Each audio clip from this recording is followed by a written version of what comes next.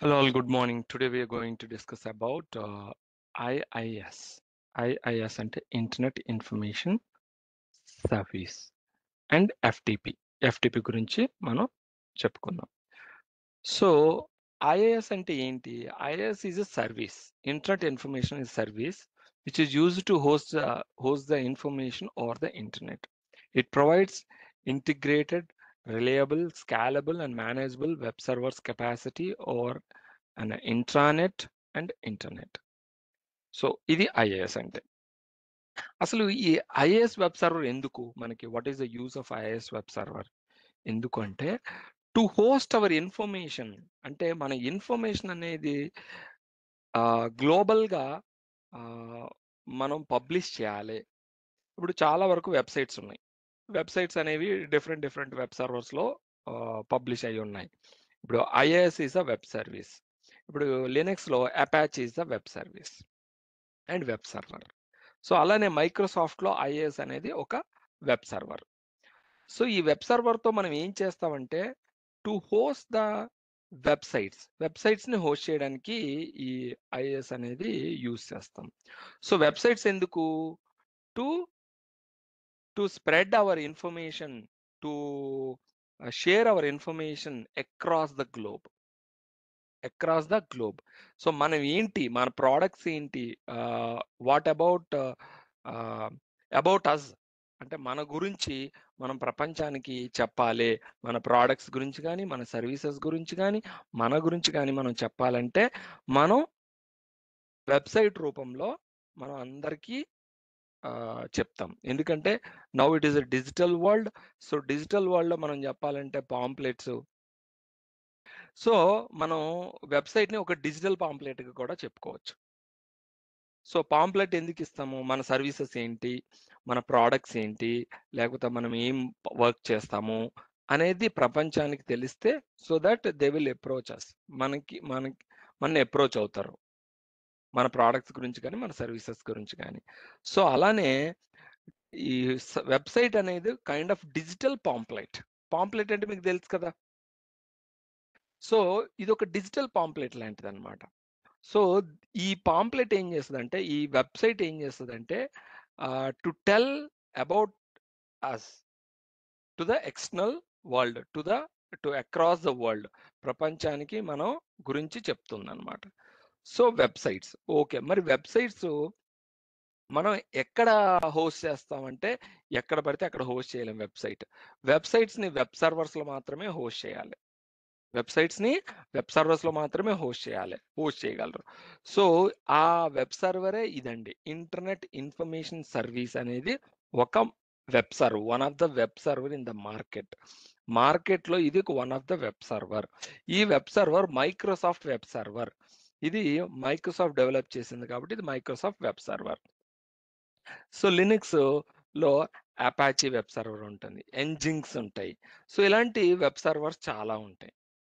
Okay. So different web servers మార్కెట్లో ఉన్నాయి. So most popular web server, one of the popular web server అంటే మనకి IIS అని చెప్తాం. మనం అపాచీ కూడా పాపులర్ వెబ్ సర్వరే. సో ఈ వెబ్ సర్వర్లో మనం వెబ్సైట్స్ని ఎలా హోస్ట్ చేయాలి, ఎలా పబ్లిష్ చేయాలి, ఆ పబ్లిష్ చేసిన వెబ్సైట్స్ ఎలా మనకి ఎక్స్టర్నల్ వరల్డ్కి యాక్సెస్ అవుతాయి అనేదే ఈరోజు మనకి class. So coming to IAS. IAS అనేది 2.0 విండోస్ ఎన్టీ. నాకు తెలిసి విండోస్ ఎన్టీ ఆపరేటింగ్ సిస్టమ్ మీరు చూసుండరు. విండోస్ ఎన్టీ ఆపరేటింగ్ సిస్టమ్ నుంచి ఐఏఎస్ అనేది ఉంది. సో అప్పుడు 2.0. నెక్స్ట్ విండోస్ 2000 ఆపరేటింగ్ సిస్టంలో ఇది ఐఏఎస్ అనేది it's not a separate software. అది ఒక సెపరేట్ సాఫ్ట్వేర్ కాదు. సో ఈ ఐఏఎస్ అనేది మనకి విండోస్ ఆపరేటింగ్ సిస్టమ్తో పాటు వస్తుంది. ఈ ఐఏఎస్ అనేది సర్వర్ ఆపరేటింగ్ సిస్టమ్లే కాదు, క్లయింట్ ఆపరేటింగ్ సిస్టంలో కూడా మనకి ఐఏఎస్ అనేది ఉంటుందన్నమాట. సో మనం వెబ్సైట్స్ ఎక్కడ హోస్ట్ చేస్తామంటే ఐఏఎస్లో హోస్ట్ చేస్తాం. ఐఏఎస్ ఏంటంటే సర్వర్ ఆపరేటింగ్ సిస్టంలో ఉన్న ఐఏఎస్లోనే మనం హోస్ట్ చేస్తాం. ఓకే. అలానే క్లయింట్ ఆపరేటింగ్ సిస్టమ్‌లో ఉన్న ఐఏఎస్‌కి హోస్ట్ చేయమంటే అవి ఇంట్రానెట్ అంటే ఇంటర్నల్‌గా డెవలపర్సు జనరల్‌గా వాళ్ళ యొక్క కోడ్‌ని టెస్ట్ చేసుకోవడానికి లోకల్‌గా వాళ్ళు ఆ కోడ్‌ని టెస్ట్ చేసుకోవడానికి ఐఏఎస్‌లో వాళ్ళ యొక్క కోడ్‌ని పబ్లిష్ చేస్తారు. పబ్లిష్ చేసి చెక్ చేసుకుంటారనమాట. టెస్ట్ చేసుకుంటారనమాట. సో, అందుకనే మనం వెబ్‌సైట్స్‌ని సర్వర్ ఆపరేటింగ్ సిస్టమ్‌లో ఉన్న ఐఏఎస్‌లో మాత్రమే పబ్లిష్ చేస్తాం రియల్ టైమ్‌లో. ఓకే. సో, సర్వర్ ఆపరేటింగ్ సిస్టమ్‌లో ఐఏఎస్ ఎలా ఎవాల్వ్ అయితూ వచ్చిందనే దానికి ఇదండి డిఫరెన్స్. 5.0 అనేది 2000లో వచ్చింది. 6.0 అనేది 2003 ఆపరేటింగ్ సిస్టమ్‌లో. 7.0 అనేది 2008. 8.0 అనేది 2012. 8.5 అనేది 2012 ఆటో ఆపరేటింగ్ సిస్టమ్స్. ఇంకా 2000 మనకి 16, 19, 20 ఆపరేటింగ్ సిస్టమ్‌లో ఐఏఎస్ అనేది వర్షన్ ఇలా ఎవాల్వ్ అయితూ వచ్చిందనమాట. డెవలప్ అయితూ. సో, మనకి ఐఏఎస్ ఫీచర్స్ గురించి, దీని గురించి మనం జనరల్‌గా సపోర్ట్స్ ఐపీవీ6. ఐపీవీ6 మనకి సపోర్ట్ చేస్తుంది.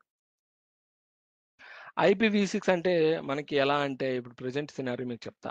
మొబైల్స్ ఉన్నాయి. 4జీ నెట్వర్క్ ఉంది. బట్ మొబైల్స్ మాత్రం మనకి ఒక 2 ఇయర్స్ బ్యాక్ నుంచే 5జీ సపోర్ట్ అని వస్తున్నాయి. 5జీ రాలేదు అప్పటికి. ఇప్పటికి కూడా ఇంకా రాలేదు. కానీ సపోర్ట్స్ 5జీ. అలానే ఐపీవీ6 అనేది ఇంకా ఇంప్లిమెంటేషన్‌లోకి రాలేదు. ఐపీవీ6 అనేది ఇంకా రాలేదు. ఐపీవీ4 వాడుతున్నాం. బట్ ఐఏఎస్ అనేది ఐపీవీ6 కూడా సపోర్ట్ చేస్తది. ఐపీ అడ్రెస్‌ని కూడా సపోర్ట్ చేస్తది. Next backup and restoration of website configuration automated. ఇంతకుముందు ఐఏఎస్‌లో బ్యాకప్, రీస్టోరేషన్ అనేది మాన్యుయల్‌గా చేసేవాళ్ళం. ఇది ఇప్పుడు ఆటోమేట్ చేశారనమాట ఇందులో. Next support for application developers and programmers. So, ఇది అప్లికేషన్ డెవలపర్స్‌కి, ప్రోగ్రామర్‌కి సపోర్ట్ చేస్తుంది. సో, ఇంతకు ముందు కూడా ఇది క్లయింట్ ఆపరేటింగ్ సిస్టమ్‌లో ఐఏఎస్‌లో వాళ్ళు హోస్ట్ చేసుకునేవారు. సో, ఇప్పుడు హోస్ట్ చేసుకోగలరు. ఇప్పుడు టెస్ట్ చేసుకోగలరు. ఇప్పుడు సర్వర్ ఆపరేటింగ్ సిస్టమ్‌లో ఉన్న ఐఏఎస్‌కి, అప్లికేషన్ డెవలపర్స్‌కి, ప్రోగ్రామర్స్‌కి సపోర్ట్ చేస్తుందనమాట. Next IIS internet information service. ఈ సర్వీస్ అనేది మనకి మనకి బ్యాక్ ఎండ్‌లో మనకి WWW world wide web publishing service. ఈ సర్వీసు మనకి ఐఏఎస్ రన్ అవ్వడానికి గల కారణం అంటే ఐఏఎస్ అనేది ఈ స్ సర్వీస్ మీద రన్ అవుతదనమాట. ఆ service name world wide web. WW అంటారు. Web publishing service. Next FTP. File transfer protocol. మరి ఎఫ్‌టిపి అంటే ఏంటి? ఓకే. ఇప్పుడు వెబ్‌సైట్ అంటే చెప్పారు. www.google.com ఇది ఒక వెబ్‌సైట్. మరి ఎఫ్‌టిపి అంటే ఏంటి అంటే, ఎఫ్‌టిపి అనేది ఫైల్ ట్రాన్స్‌ఫర్ ప్రోటోకాల్. ఈ ఫైల్ ట్రాన్స్‌ఫర్ ప్రోటోకాల్ అంటే ఇది కూడా కైండ్ ఆఫ్ వెబ్‌సైట్. ఇది కూడా ఒక వెబ్‌సైట్ లాంటిదే. కానీ ఇది దేనికి ఉపయోగపడతది అంటే, ఫర్ ఎగ్జాంపుల్ మనం హ్యూజ్ అమౌంట్ ఆఫ్ డేటా అంటే హ్యూజ్ డేటాని మనం వన్ జియోగ్రఫికల్ లొకేషన్ నుంచి ఇంకొక జియోగ్రఫికల్ లొకేషన్ అంటే ఒక ఇండియా నుంచి యూఎస్‌కి నేను హ్యూజ్ డేటాని పంపించాలనుకుంటున్నాను. పంపించాలనుకుంటే మనకి మెయిల్‌లో పంపించలేం. ఇప్పుడు 10 జీబీ డేటా మెయిల్‌లో పంపించగలరా? పంపించలేరు. మాక్సిమం 25 ఎంబీయే ఉంటది. ఓకే. ఇన్ కేస్ మనం ఇంక్రీజ్ చేసుకుంటే మనం ఓన్ మెయిల్ సర్వర్స్ ఇంక్రీజ్ చేసుకుంటే ఒక 100 ఎంబీ. సో, ఇలా మనం లేదా ఇంకా ఇంకేదైనా వేస్‌లో పంపించగలమా? మనం అంత హ్యూజ్ డేటాని పంపించాలంటే చాలా కష్టం. అవునా? ఆహ్, పోనీ సీడీలో రైట్ చేసి లేదా హార్డ్ డిస్క్‌లో లేకపోతే పెన్ డ్రైవ్‌లో పంపించాలంటే యూఎస్ చేరేసరికి 1 వీక్ పడతది. ఈ డిజిటల్ వరల్డ్‌లో 1 వీక్ అనేది టైమ్ అనేది చాలా ప్రీషియస్. అవునా? ఇంత టైం తీసుకుంటే ప్రాజెక్ట్‌లు ఏం చేస్తారు? సో, మరి ఏంటి? ఈస్ దేర్ ఎనీ వే అంటే yes. There is a way to transfer huge data. We can transfer huge data from one geographical location to another geographical location using FTP. ఈ FTP ద్వారా మనం డేటాని ట్రాన్స్ఫర్ చేయగలమండి విత్ మోర్ సెక్యూరిటీ. చాలా secure వేలో డేటాని మనం transfer చేయగలం ఒక లొకేషన్ నుంచి ఇంకొక లొకేషన్కి. సో FTP వాడతాం అన్నమాట దానికి. సో HTTP అంటే ఏంటి? Hyper text transfer protocol. HTTP అంటే హైపర్ టెక్స్ట్ ట్రాన్స్ఫర్ ప్రోటోకాల్. దీంట్లో మనకి HTTP, HTTPS అని ఉంటుంది. రెండు ఉంటాయి, రెండు ప్రోటోకాల్స్ ఉంటాయి. సో ఈ రెండు ప్రోటోకాల్స్కి డిఫరెన్స్ ఏంటి అంటే, ఇక్కడ ఎస్ అని ఉంది కదా, S means secure. S means secure. So మనకి ఇక్కడ పోర్ట్ నెంబర్స్ HTTPకి 80, HTTPSకి 443 పోర్ట్ నెంబర్స్. ఓకే, సో మరి ఈ రెండిట్లో డిఫరెన్స్ ఏంటి అంటే నేను మీకు సింపుల్గా చెప్తా డిఫరెన్స్. ఇప్పుడు మీరు ఏ వెబ్సైట్ అయినా చూసుకోండి, ఇలా లాక్ ఉంది చూసారా, లాక్ ఉంది అంటే ఇది సెక్యూర్. అంటే ఒక లేమన్ లాగా గుర్తుపెట్టుకోవాలి ఏది HTTP వెబ్సైట్, HTTPS వెబ్సైట్ ఏది అనేది మనం సింపుల్గా అంటే లాక్ ఎలా ఉంటుంది. ఓకే, అండ్ నేను ఇయర్ అంట ఇది ఉంది చూసారా, ఇక్కడ నాట్ సెక్యూర్ అని ఉంది, ఇక్కడ నాట్ సెక్యూర్ అని ఉంది. మీరు డబుల్ క్లిక్ చేశారనుకోండి,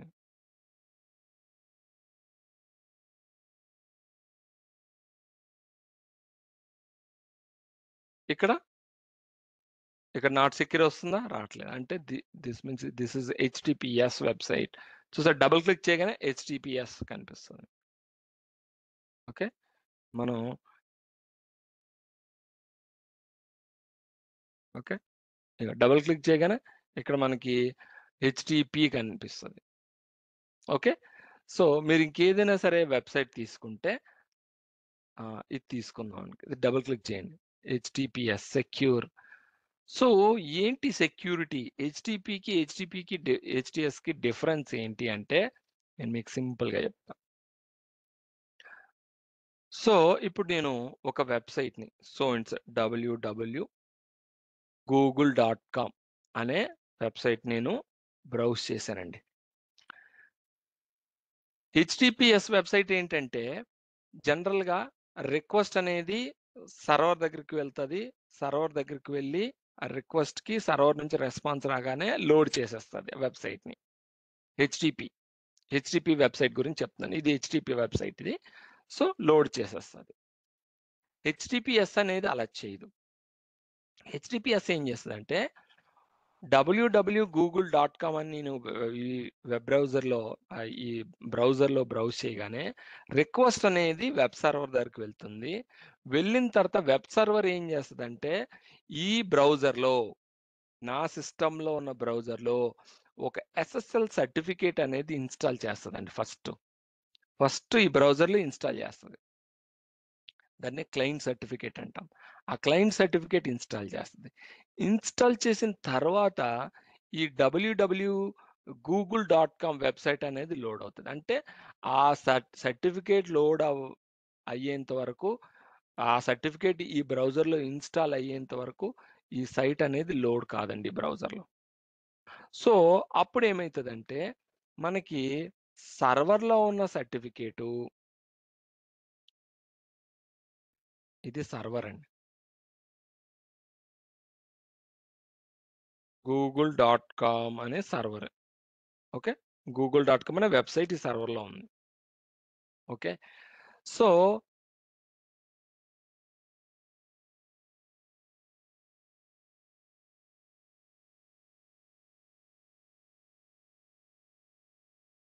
సో మనకి google.com అనేది ఈ సర్వర్లో ఉంది. ఇది Google server, let's say Google సర్వర్లో google.com అనే వెబ్సైట్ ఉంది. సో ఇది IIS మీద ఉంది అనుకుందాం, IIS web server. Okay, IIS web server మీద వెబ్సైట్ హోస్ట్ అయ్యి ఉంది. సో నేను క్లయింట్ మిషన్, సో క్లయింట్ మిషన్లో నేను, ఇది client machine.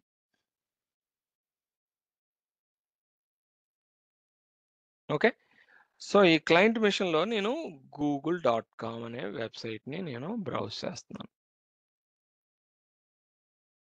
Okay. Just basic structure అండి. బేసిక్ బ్యాక్ ఎండ్ ప్లాన్ ఇది. సో, జనరల్‌గా మీకు తెలుసు వైఫై రౌటర్‌కెళ్తది. నా లోకల్‌గా ఉన్న వైఫై రౌటర్ ఇది. ఓకే. Wifi router. ఈ వైఫై రౌటర్ నుంచి రిక్వెస్ట్ అనేది సరాసరి ఇంటర్నెట్‌కి ఎళ్తుంది. ఇది మీకు తెలుసు.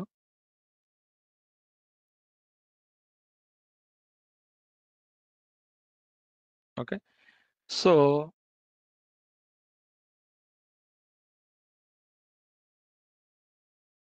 ఓకే. ఇంటర్నెట్‌కి వెళ్తుంది. సో, ఇంటర్నెట్ నుంచి మనకి ఇక్కడ వీళ్ళకి ఒక గేట్‌వే ఉంటుంది గదా!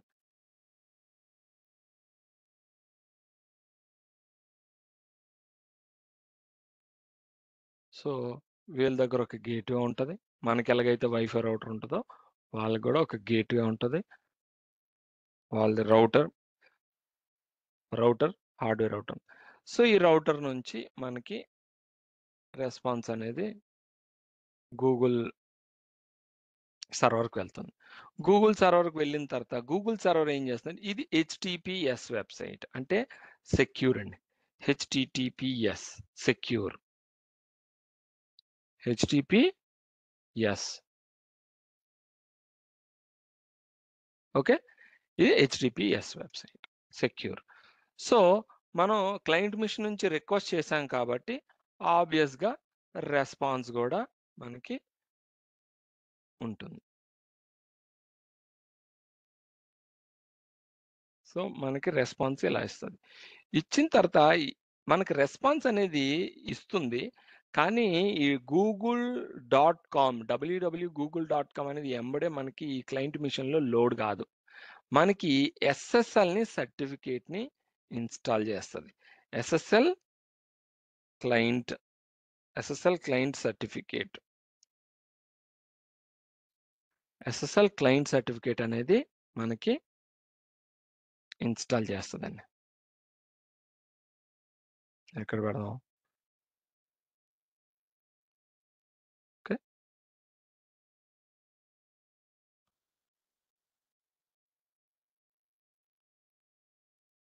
ఓకే. క్లయింట్ సర్టిఫికేట్ అనేది మన కంప్యూటర్‌లో, మన క్లయింట్ మిషన్‌లో బ్రౌజర్‌లో ఇన్‌స్టాల్ చేస్తది. ఇన్‌స్టాల్ చేసిన తర్వాత www.google.com అనేది అప్పుడు వెబ్‌సైట్ అనేది ఓపెన్ అవుతది. సో, మరి ఈ క్లయింట్ సర్టిఫికేట్ ఏం చేస్తది అంటే, ఇప్పుడు క్లయింట్ మిషన్‌లో ఉన్న ఈ క్లయింట్ సర్టిఫికేటు అండ్ ఇక్కడ సర్వర్ సర్టిఫికేట్ ఉంటదండి.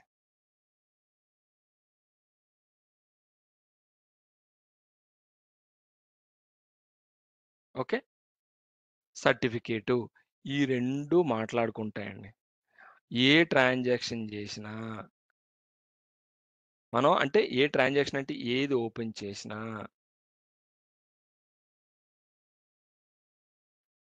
ఈ 2 మ ఎన్‌క్రిప్ట్ చేసేస్తాయండి డేటాని. అంటే ఏంటి? ఫర్ ఎగ్జాంపుల్ నేను ఆహ్, ఓకే. జీమెయిల్ అని క్లిక్ చేశానండి. ఈ జీమెయిల్ అనేది నేను క్లిక్ చేయగానే డేటా అనేది ఏం చేస్తదంటే ఈ క్లయింట్ సర్టిఫికేట్ ఈ రిక్వెస్ట్‌ని సర్వర్ దగ్గరికి తీసుకెళ్తది. సర్వర్ దగ్గరికి ఎలా తీసుకెళ్తది?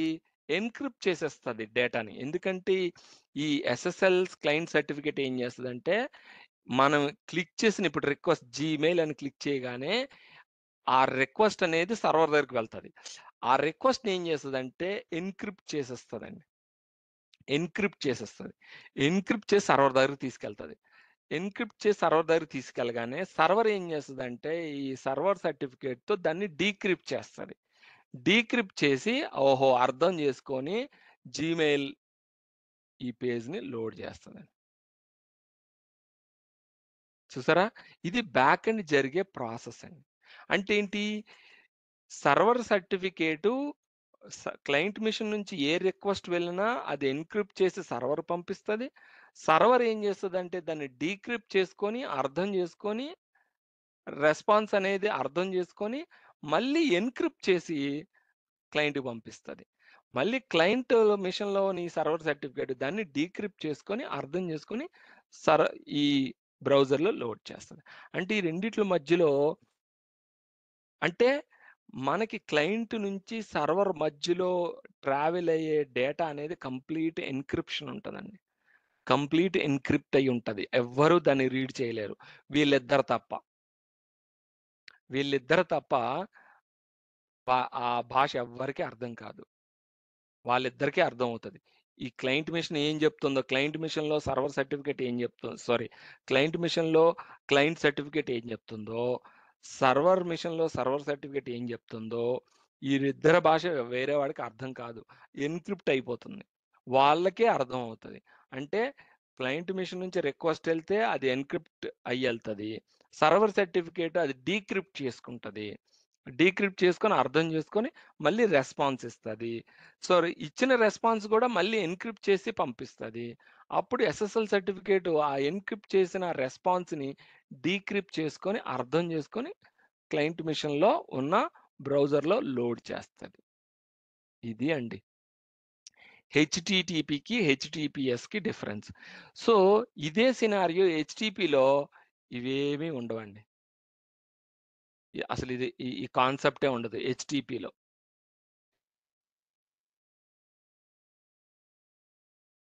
ఈ హెచ్‌టిపిలో ఈ కాన్సెప్టే ఉండదు. అసలు సర్టిఫికేట్ కాన్సెప్టే ఉండదు. ఇదంతా డిలీట్ చేసి. జస్ట్ అంతా జరిగేది ఈ రెండిట్ల మధ్యలో జరిగేదేంటంటే కంప్లీట్ టెక్స్ట్ ఫార్మాట్‌లో జరుగుతది. ఎస్ఎస్ఎల్ లేకపోతే. ఓకే. సో, హెచ్‌టిపికి, హెచ్‌టిపిఎస్‌కి డిఫరెన్స్ అర్థమైంది గదా! నౌ సో, పోర్ట్ నంబర్స్ హెచ్‌టిపికి 80 ఉంటది. హెచ్‌టిపిఎస్‌కి 443 ఉంటుంది. ఓకే. నెక్స్ట్. రిక్వైర్మెంట్. సో, ఒక వెబ్ సర్వర్‌కి ఉండాల్సిన రిక్వైర్మెంట్స్ ఏంటి? Static IP. నేను మీకు డీహెచ్‌సిపీ సర్వర్ చెప్పేటప్పుడు సర్వర్స్‌కి స్టాటిక్ ఐపీ ఉంటాది అని చెప్పాను చూసారా? సో, సర్వర్స్‌కి స్టాటిక్ ఐపీ ఉంటది. ఎందుకు స్టాటిక్ ఐపీ ఉండాలి అంటే, అస్తమానం సర్వర్ యొక్క ఐపీ అడ్రెస్ చేంజ్ అవుతుంటే ఏమైతది? క్లయింట్సు అర్థం చేసుకోలేవు. ఏ ఐపీ మీద సర్వర్ ఉందో కన్‌ఫ్యూజ్ అవుతాయి. డీఎన్ఎస్ పొరపాటున డీఎన్ఎస్ జనరల్‌గా 2-3 డేస్ పడతది అప్‌డేట్ అవ్వడానికి. కొత్త ఐపీస్ అప్‌డేట్ అవ్వడానికి. కొన్నిసార్లు 48 అవర్స్ పడతది. సో, ఈ 48 అవర్స్ లోపు క్లయింట్స్ ఏమవుతాయంటే ఓల్డ్ ఐపీకెళ్ళడం. ఓల్డ్ ఐపీలో ఫెయిల్ అయితే మళ్ళీ రెస్పాన్స్ ఆహ్, ఆహ్, ఎ ఓ ఫెయిల్డ్ రెస్పాన్స్ ఇవ్వడం జరుగుతా ఉంటాయి. అందుకనే సర్వర్స్‌కి ఎప్పుడు స్టాటిక్ ఐపీయే ఉంటది. ఐపీ చేంజ్ అవ్వదు. So, static IP address domain registration గావాలి. ఇప్పుడు www.google.com అనేది మనకి డొమైన్ రిజిస్ట్రేషన్ జేసుకోవాలి. మనకి ఇష్టం వచ్చిన నేమ్ మనం బెట్టుకోలేము. దీనికి మనం వెహికల్‌ని ఎలాగైతే రిజిస్టర్ చేసుకుంటామో, అలానే మనం డొమైన్‌ని రిజిస్టర్ జేసుకోవాలి. సో, ఆ డొమైన్ మన పేరు మీద రిజిస్టర్ చేసుకోవాలి. మరి ఎవరు రిజిస్టర్ జేస్తారంటే, మనకి హోస్టింగ్ కంపెనీస్ ఉంటాయి. హోస్టింగ్ కంపెనీస్ ఉంటాయి. సో, ఆ హోస్టింగ్ కంపెనీస్ వాళ్ళేం జేస్తారంటే, ఈ డొమైన్ రిజిస్ట్రేషన్ చేస్తారు. డబ్ల్యూడబ్ల్యూడబ్ల్యూ ఆ! వరల్డ్ వైడ్ వెబ్ సర్వీసెస్ కదా! ఆ సర్వీసెస్‌లో వాళ్ళు మనకి రిజిస్టర్ చేస్తారు. Okay. Next sorry. Name resolution service like DNS. So, DNS అనేది కంపల్సరీ కావాలి. ఎందుకంటే, డీఎన్ఎస్ ఉంటేనే ఇప్పుడు నేను ఈ క్లయింట్ మెషిన్‌లో www.google.com అనేది బ్రౌజ్ చేశాను కదా! ఇందాక. www.google.com అన్నాను. www.google.com అంటే సరాసరి వెబ్ సర్వర్‌కెళ్ళిపోదండి.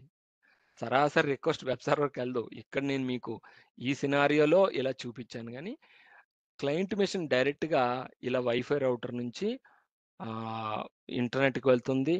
ఇంటర్నెట్ నుంచి ఈ ఇంటర్నెట్‌లో ఈ www.google.com యొక్క డీఎన్ఎస్‌ని వెతుకుతా ఉంటది. డీఎన్ఎస్‌ని వెతుకుతా ఉంటది. ఫస్ట్ డైరెక్ట్‌గా వెబ్ సర్వర్‌కెళ్ళదు. Web సర్వర్‌లో DNS. ఇది గూగుల్ డీఎన్ఎస్. గూగుల్ డిఎన్ఎస్ని మనకి వెతుకుతుంది. ఎందుకంటే www.google.com అనే అడ్రస్ మనకి డిఎన్ఎస్లోనే దొరుకుతుంది. సో డిఎన్ఎస్కి వెళ్తుంది. ఈ డిఎన్ఎస్లో మనకి www.google.com ఎక్కడుందో ఆ IP, okay, IP for example public ఐపీనే తీసుకుందాం మనం. ఇది ఒక పబ్లిక్ ఐపి. జనరల్గా వెబ్సైట్స్ అనేవి పబ్లిక్ ఐపి మీద హోస్ట్ అయి ఉంటాయి. ఓకే, ఇది అనుకోండి, ఈ ఐపి మీద ఉందనుకుందాం.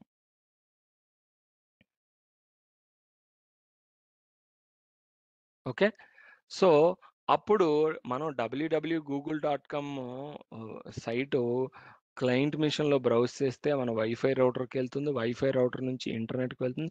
ఇంటర్నెట్లో ఇక్కడ డైనమిక్ రౌటింగ్ జరుగుతుంది. డైనమిక్ రౌటింగ్ ఇది సిసిఎన్ఏలో కాన్సెప్ట్ అండి. డైనమిక్ రౌటింగ్ జరుగుతుంది.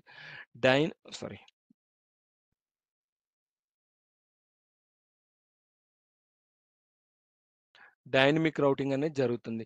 ఈ డైనమిక్ రౌటింగ్ జరిగిన తర్వాత ఈ గూగుల్ డిఎన్ఎస్ అనేది గూగుల్ వెబ్ సర్వర్ ఎక్కడుందో మనకి రెస్పాన్స్ మనకి వెనక్కి ఇస్తుందండి. మనకి రెస్పాన్స్ ఇస్తుంది. ఓకే, ఇచ్చిన తర్వాత ఏంటి ఇస్తుంది? ఇగో సో అండ్ సో ఐపి మీద google.com అనే సైట్ ఉంది, ప్లీజ్ కాంటాక్ట్ దట్ సర్వర్ అంటాం. అప్పుడు మనం ఏం చేస్తాం? అప్పుడు మనం సేమ్ యాజ్ ఇట్ ఈస్గా ఇలా వెళ్ళి గూగుల్ వెబ్ సర్వర్ని కాంటాక్ట్ అవుతాం. గూగుల్ వెబ్ సర్వర్ ఏం చేస్తుంది? మనకి రెస్పాన్స్ ఇస్తుంది. రెస్పాన్స్ ఇచ్చి www.google.com అనే సైటు మన బ్రౌజర్లో లోడ్ అవుతుంది. అప్పుడు లోడ్ అవుతుంది. సో లోడ్ అయిన తర్వాత ఈ క్లయింట్ మిషను, ఈ వెబ్ సర్వరు మధ్యలో జరిగిన ప్రతి ట్రాన్సాక్షను, ప్రతి రెస్పాన్సు, రిక్వెస్టు అన్నీ ఎన్క్రిప్ట్ అయి ఉంటాయి. సో గూగుల్ డిఎన్ఎస్ అనేది చాలా ఇంపార్టెంట్ వెబ్సైట్కి. ఓకే, నెక్స్ట్ హోమ్ డైరెక్టరీ ఏంటంటే వెబ్సైట్ ఫైల్స్ ఎక్కడ ఉండాలి? హోమ్ డైరెక్టరీలో స్టోర్ కావాలి. హోమ్ డైరెక్టరీలో స్టోర్ అవుతాయి మనకి. Okay, website files. So central location of publishing pages. Okay, next so virtual directory అంటే ఏంటి? Virtual directory are a sub directories of the root website. Virtual directory ఏంటంటే మీకు సింపుల్గా చెప్తా.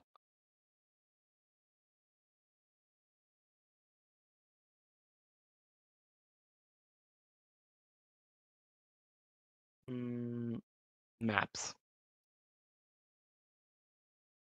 క్లిక్ చేస్తాం. google.com అనేది ఒక వెబ్సైట్, అందరికీ తెలుసు. ఈ మ్యాప్స్ అనేది వర్చువల్ డైరెక్టరీ అండి. అంటే ఏంటి? మన వెబ్సైట్లో సబ్ డైరెక్టరీస్ ఉంటే దాన్ని మనం వర్చువల్ డైరెక్టరీ అంటాం. వర్చువల్ డైరెక్టరీ అంటే ఏంటండి? ఇక్కడ virtual directory are sub directories of the root of website root యొక్క సబ్ డైరెక్టరీసే వర్చువల్ డైరెక్టరీస్. సో దీనికి బెస్ట్ ఎగ్జాంపుల్ మ్యాప్స్. చూసారా మ్యాప్స్ అని వచ్చింది. Okay, let's go back. Google, మళ్ళీ గూగుల్ ఓపెన్ చేద్దాం. సో నేను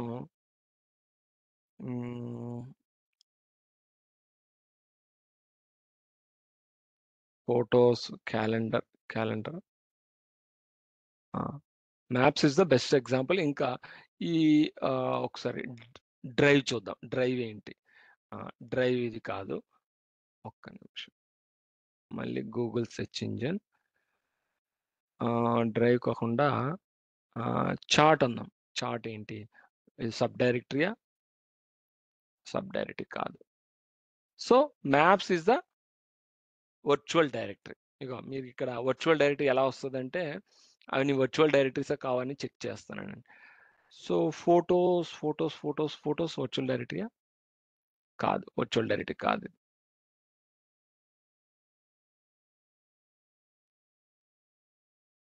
ఓకే. సో వర్చువల్ డైరెక్టరీ అంటే the best example is maps. ఇది వర్చువల్ డైరెక్టరీ. వర్చువల్ డైరెక్టరీ ఎలా ఉంటుంది? లాస్ట్‌లో ఇలా ఉంటది. మ్యాప్స్ అని వస్తది. ఇది. దీన్నే వర్చువల్ డైరెక్టరీ అంటాం. నెక్స్ట్. నెక్స్ట్ ఆహ్, ఎఫ్‌టిపి. ఎఫ్‌టిపి అంటే file transfer protocol service. So it is a protocol used to download and upload files over the internet. అది మీకు చెప్పాను. మనం హ్యూజ్ డేటాని ఒక జియోగ్రఫికల్ లొకేషన్ నుంచి ఇంకో జియోగ్రఫికల్ లొకేషన్‌కి పంపించాలంటే మనం ఎఫ్‌టిపి సైట్‌ని వాడి మనం డేటాని పంపించొచ్చు. ట్రాన్స్‌ఫర్ చేయొచ్చు. ఓకే. సో వీటి యొక్క port numbers 21, 20 2 port numbers. Okay. So FTP requirements ఏంటంటే, అంటే ఒక ఎఫ్‌టిపి సర్వర్ రిక్వైర్మెంట్స్ ఏంటంటే, స్టాటిక్ ఐపీ అడ్రెస్ ఉండాలి. యాజ్ యూజువల్ ఎఫ్‌టిపి సర్వర్ కాబట్టి. హోమ్ డైరెక్టరీ అంటే ఈ హోమ్ డైరెక్టరీలోనే మనం ఫైల్స్‌ని ఆహ్, ఉంచుతాం. సో ఆ ఫైల్సే మనకి డౌన్‌లోడ్, అప్‌లోడ్ అవుతుంటాయి. So required for each FTP site central location of web. Central location ఉంటుంది.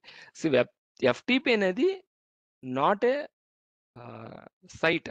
అంటే ఒక ఎఫ్‌టిపి అనేది site but not like HTTP. మీకు ఇది ల్యాబ్‌లో మీకు డిఫరెన్స్ అర్థమవుతది. హెచ్‌టిపికి, ఎఫ్‌టిపికి. సో ఎఫ్‌టిపిని కూడా సైటే అంటాం. బట్ హెచ్‌టిపి వెబ్‌సైట్ లాగా ఉండదు. ఎఫ్‌టిపి సైట్ వేరు, వెబ్‌సైట్ వేరు. వెబ్‌సైట్ అంటే ఏంటి? ఇలా ఉంటుంది. గూగుల్.కామ్ ఇది వెబ్‌సైట్. ఇవన్నీ వెబ్‌సైట్సే మనం. ఎఫ్‌టిపి సైట్ ఇలా ఉండదు. ఎఫ్‌టిపి సైట్ ఇలా ఉండదు. ఎఫ్‌టిపి సైట్ డేటాతో ఉంటది. ఆ డేటాని మనం డౌన్‌లోడ్ చేసుకోవడం, అప్‌లోడ్ చేసుకోవడం చేసుకోగలమనమాట. సో అదండి థియరీ. So any questions? ఏమైనా క్వెషన్స్ ఉన్నాయా? క్వెషన్స్ ఉండే ముందు మనకి ఎఫ్‌టిపి ఇక్కడ డయాగ్రామ్స్ ఉన్నాయి. ఇవి గూడా చూపిస్తా. యెస్.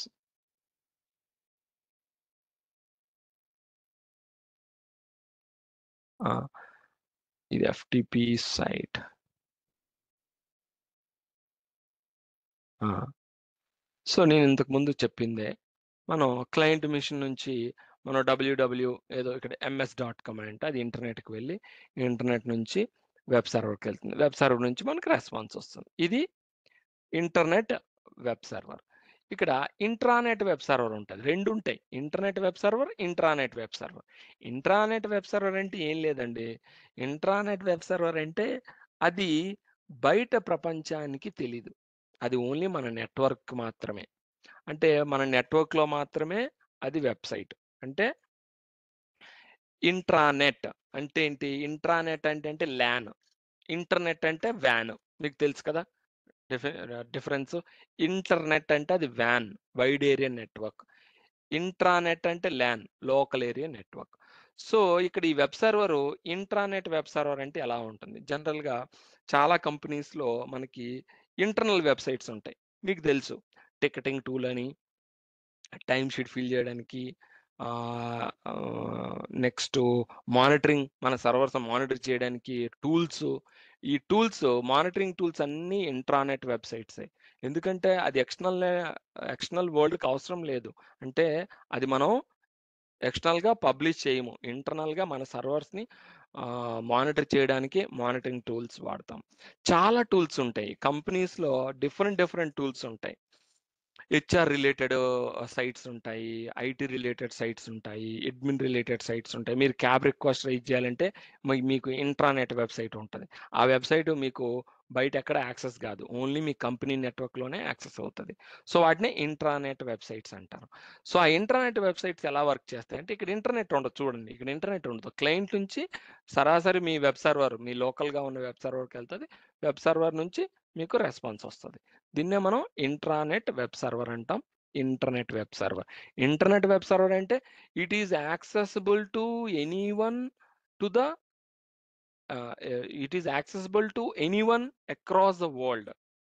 ప్రపంచంలో ఎక్కడి నుంచైనా ఎవరైనా మీ వెబ్‌సైట్‌ని యాక్సెస్ చేయగలరు. దాన్నే మనం ఇంటర్నెట్ వెబ్ సర్వర్ అంటాం. అదే ఇంట్రానెట్ వెబ్ సర్వర్ అంటే ఇక్కడ ఓన్లీ ఎవరైతే కంపెనీ నెట్వర్క్‌లో ఉంటారో వాళ్ళకి మాత్రమే ఈ వెబ్‌సైట్ యాక్సెస్ అవుతది. లేదా ఈ వెబ్ సర్వర్ యాక్సెస్ అవుతది. మిగతా వాళ్ళకి ఎవ్వరికీ యాక్సెస్ కాదు. ఇది ఇంట్రానెట్ అంటే ఏంటి? Specific to the people. ఈ ఓన్లీ ఈ నెట్వర్క్‌లో ఉన్నోళ్ళకి మాత్రమే ఈ వెబ్‌సైటు యాక్సెస్ అవుతది. ఎక్కువగా కంపెనీ యొక్క ఎంప్లాయీస్ కోసము ఎక్కువగా ఈ వెబ్ సర్వర్‌ని ఆహ్, వెబ్‌సైట్స్‌ని క్రియేట్ చేస్తారు. ఎంప్లాయీస్‌కి క్యాబ్ రిక్వెస్ట్ రైజ్ చేసుకోవడానికి, లేదా సర్వర్స్ మానిటర్ చేయడానికి, లేదా టికెట్స్ రైజ్ అవుతుంటాయి కదా! మనకి టికెటింగ్ టూల్ కోసము హెచ్ఆర్ రిలేటెడ్ డాక్యుమెంట్స్ ఏమైనా అప్‌లోడ్ చేయమని, లేదా హెచ్ఆర్‌కి సంబంధించిన ఇన్ఫర్మేషను, ఆహ్, మీకు హ్యాండ్‌బుక్ మీరు హ్యాండ్‌బుక్ కంపెనీ రూల్స్ బుక్స్ చదవాలంటే ఒక వెబ్‌సైట్ ఉంటది. ఇంటర్నల్ వెబ్‌సైట్ అని ఎక్కువగా వాడతాం మనం. ఆ ఇంటర్నల్ వెబ్‌సైట్‌లో మనం చూసుకుంటాం. ఆ వెబ్‌సైట్స్ ఎక్కడ యాక్సెసిబుల్ కావు. మీరు టైమ్ షీట్ ఫిల్ చేయాలంటే ఒక వెబ్‌సైట్ ఉంటది. ఇలా కంపెనీలో చాలా వెబ్‌సైట్స్ ఉంటాయి. అవన్నీ ఇంట్రానెట్ వెబ్ సర్వర్‌లో హోస్ట్ అయ్యుంటాయి. సో, ఆ ఇంట్రానెట్ వెబ్ సర్వర్ అనేది ఎవ్వరికీ యాక్సెస్ కాదు. ఓన్లీ ఆ కంపెనీలో ఎంప్లాయీస్‌కి, కంపెనీ నెట్వర్క్‌లో ఉన్న వాళ్ళకి మాత్రమే యాక్సెస్ అవుతది. Okay. So, coming to lab. Now any questions? ఏమైనా క్వెషన్స్ ఉంటే అడగండి. ఆ! ఇక్కడ హెచ్‌టిపి నుంచి హెచ్‌టిటిపిఎస్‌కి కన్వర్ట్ చేసేదానికి ఛాన్సెస్ ఉంటాయండి? ఇంట్రానెట్‌లో. అవునా? ఆ! ఇంటర్నెట్‌లోనా మీరు? ఆ! ఆహ్, సో, దేంట్లో అయినా హెచ్‌టిపి నుంచి ఆ! ఆ! HTTP yes. యెస్. నేను నేనిప్పుడు ల్యాబ్‌లో చెప్పేది కూడాను ఇంట్రానెట్ వెబ్ సర్వర్ ఇది ఎఫ్‌టిపి. ఎఫ్‌టిపి కూడా సేమే వర్తిస్తదండి. ఇప్పుడు ఇంటర్నెట్ ఎఫ్‌టిపి సర్వర్ అన్నా, ఇంటర్నెట్ వెబ్ సర్వర్ అన్నా ఒకటే. సేమ్ అలానే పనిచేస్తది. Coming to your question, SSL అనేది ఇంట్రానెట్‌లో మనం క్రియేట్ చేయొచ్చా? యెస్. ఇంటర్నెట్‌లో ఇంట్రానెట్‌లో కూడా మనం ఎఫ్‌టిపిని సారీ ఎస్ఎస్ఎల్‌ని మనం కాన్ఫిగర్ చేయొచ్చు. సో, నేను చెప్పేది ఎస్ఎస్ఎల్ ఇంట్రానెట్ ఎస్ఎస్ఎల్లే చెప్తాను. ఎందుకంటే ఎస్ఎస్ఎల్ మనం కొనాలంటే ఇక్కడ ఒక ఇంపార్టెంట్ పాయింట్. మరి ఈ ఎస్ఎస్ఎల్ అంటున్నారు కదా! Secure socket layer. ఈ సర్టిఫికేట్. ఈ సర్టిఫికేట్ మరి ఎవరిస్తారు అంటే ఈ సర్టిఫికేటు కొన్ని ఆర్గనైజేషన్స్ ఉన్నాయి. డిజిసర్ట్ అని వీళ్ళ కొన్ని ఆహ్, ఆహ్, ఆర్గనైజేషన్స్ అంటే కంపెనీస్ ఉన్నాయి. ఈ కంపెనీస్ ఏం చేస్తాయంటే ఈ ఎస్ఎస్ఎల్ సర్టిఫికేట్‌ని ప్రొవైడ్ చేస్తాయి. ఓకే.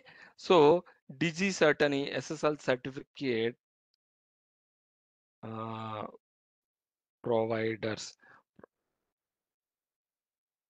ఆహ్, ఇదిగోండి. వీళ్ళు ఎస్ఎస్ఎల్ సర్టిఫికేట్‌ని మనకి ఈఎంసైన్ వీళ్ళందరూ డిజిసర్ట్ అనేది ఒక పాపులర్ కంపెనీ అండి. ఎంట్రస్ట్ అని, గోడాడీ డిజిసర్ట్. సో, వీళ్ళంతా ఎస్ఎస్ఎల్ సర్టిఫికేట్స్ మనకు ఎస్ఎస్ఎల్ సర్టిఫికేట్ ప్రొవైడర్స్. వీళ్ళు ప్రొవైడ్ చేస్తారు. ఇది ఇంటర్నెట్ సైట్‌కి కావాలి. మనకి ఇంటర్నెట్ సైట్‌కి కావాలి ఎస్ఎస్ఎల్ సర్టిఫికేట్. ఓకే. ఇక్కడ నుంచి మనం వీళ్ళ దగ్గర నుంచి కొనుక్కుంటాం ఎస్ఎస్ఎల్ సర్టిఫికేట్. ఫర్ అవర్ వెబ్‌సైట్‌కి. మరి ఇంట్రానెట్ వెబ్‌సైట్‌కి అంటే ఇంట్రానెట్ దానికి ఎలా మనం కొనుక్కోవాలా వీళ్ళ దగ్గర ఇంట్రానెట్‌కి కూడా అంటే అవసరం లేదు. కొనుక్కోవాలంటే కొనుక్కొని మనం ఇంట్రానెట్ వెబ్‌సైట్‌కి కూడా లేదా ఇంట్రానెట్ ఎఫ్‌టిపి సర్వర్‌కి ఇంట్రానెట్ వెబ్ సర్వర్ గూడా మనం ఇన్‌స్టాల్ జేసుకోవచ్చు. వాళ్ళ దగ్గర నుంచి కొనుక్కొని ఎస్ఎస్ఎల్ సర్టిఫికేట్. కానీ ఇంటర్నల్ పర్పస్ కాబట్టి అంటే చాలా పెద్ద కంపెనీస్ అయితే ఇంటర్నెట్ వెబ్‌సైట్‌కి రెండిట్లికి కొనుక్కుంటారు ఎస్ఎస్ఎల్ సర్టిఫికేట్. కొనుక్కొని ఆ ఎస్ఎస్ఎల్ సర్టిఫికేట్ అనేది వెబ్ సర్వర్‌లో ఇన్‌స్టాల్ జేసుకుంటారు. వెబ్ సర్వర్‌లో ఇన్‌స్టాల్ జేసుకుంటారు. కానీ కొన్ని చిన్న మీడియం రేంజ్ కంపెనీస్ ఏం చేస్తాయంటే లోకల్ ఎస్ఎస్ఎల్ సర్టిఫికేట్‌ని జనరేట్ చేసుకుంటాయి. లోకల్‌గా మనం ఎస్ఎస్ఎల్ సర్టిఫికేట్‌ని జనరేట్ చేసుకోవచ్చు. ఓకే. అది నేను మీకు ఈరోజు చూపిస్తాను.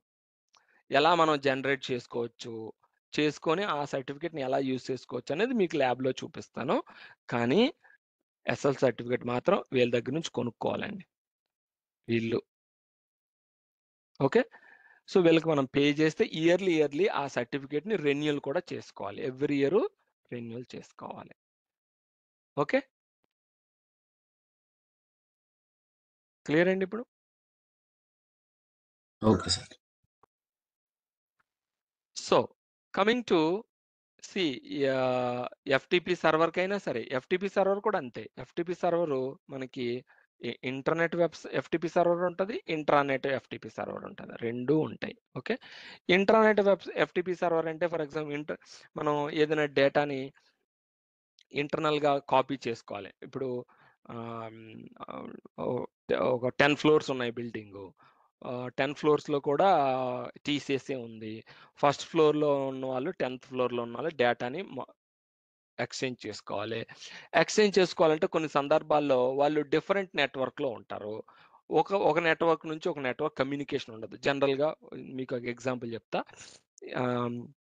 సారీ, ఇప్పుడు హెచ్ఆర్ టీమ్ ఉంటుందంటే వాళ్ళ దగ్గర సెన్సిటివ్ డేటా ఉంటుంది.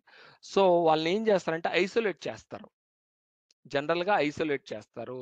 చాలా రూల్స్ ఉంటాయి. సో అలాంటప్పుడు వాళ్ళు లోకల్గా నెట్వర్క్ పాత్లో డేటాని వాళ్ళు షేర్ చేయలేరు.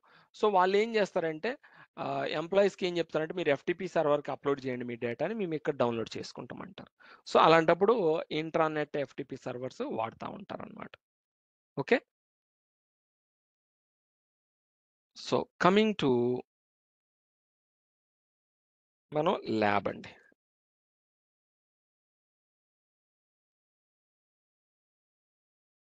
సో ల్యాబ్ వర్క్ వస్తే ఫస్ట్ మన వెబ్ సర్వర్ని ఎలా ఇన్స్టాల్ చేసుకోవాలి.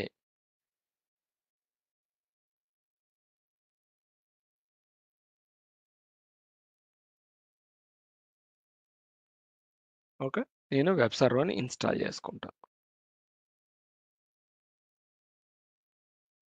Okay, so web server install చేసుకోవాలంటే యాడ్ రోల్స్ అండ్ ఫీచర్స్లోకి వెళ్ళాలి. యాడ్ రోల్స్ అండ్ ఫీచర్స్లోకి వెళ్ళి click next, click next. Okay, click next, click next. ఇక్కడ ఐఐఎస్ అని ఉంటుందండి, వెబ్ సర్వర్. చూడండి, వెబ్ సర్వర్ ఐఐఎస్ అని ఉంటుంది, సెలెక్ట్ చేసుకోవాలండి. ఓకే, సెలెక్ట్ చేసుకున్న తర్వాత క్లిక్ నెక్స్ట్ అండి. మనం క్లిక్ నెక్స్ట్. ఇక్కడ మనం కొన్ని జాగ్రత్తగా కొన్ని సర్వీసెస్ని ఇక్కడ మనం యాడ్ చేసుకోవాలి. ఇక్కడ బై డిఫాల్ట్గా మనకి ఫ్రేమ్ వర్క్ ఇవన్నీ యాడ్ చేసి ఉంటాయి. ASP.NET. సో ఇవన్నీ రిక్వైర్డ్ సర్వీసెస్. ఇది వెబ్ సర్వర్ అడ్మినిస్ట్రేటర్స్కి వాళ్ళకి తెలుస్తుంది. వాళ్ళకి ఏ సర్వీస్ కావాలో వాళ్ళు ఇన్స్టాల్ చేసుకుంటారు. బై డిఫాల్ట్గా మనం తర్వాత కూడా మనం ఎనేబుల్ చేసుకోవచ్చు. మనం ఇప్పుడు ఇవన్నీ ఈ ఫీచర్స్ అవసరం లేదు, తర్వాత అవసరం పడినప్పుడు మనం ఎనేబుల్ చేసుకోవచ్చు. Okay, don't worry. తర్వాత మనం చేసుకోలేమని మాత్రం అనుకోకండి, చేసుకోవచ్చు. క్లిక్ నెక్స్ట్ అండి. క్లిక్ నెక్స్ట్ అని మళ్ళీ క్లిక్ నెక్స్ట్. ఇక్కడ సర్వీసెస్ ఉంటాయి, ఇవి services. So HTTP redirection, so కొన్ని web DAV publishing, okay, custom logging, ఇలా మీరు ఎనేబుల్ చేసుకోవచ్చు. నెక్స్ట్ పర్ఫార్మెన్స్ ఉందా ఇక్కడ. పర్ఫార్మెన్స్లో స్టాటిక్, డైనమిక్ మనం పెట్టుకోవచ్చు. ఓకే, డైనమిక్ కంప్రెషన్ కంటెంట్ని కంప్రెస్ చేస్తుంది అంతే. Dynamic content compression, static compression. So ఇలా మనం అన్నీ సెలెక్ట్ చేసుకోవచ్చు. తర్వాత కూడా మనం సెలెక్ట్ చేసుకోవచ్చు. సో దానికి ఎటువంటి ప్రాబ్లం లేదు.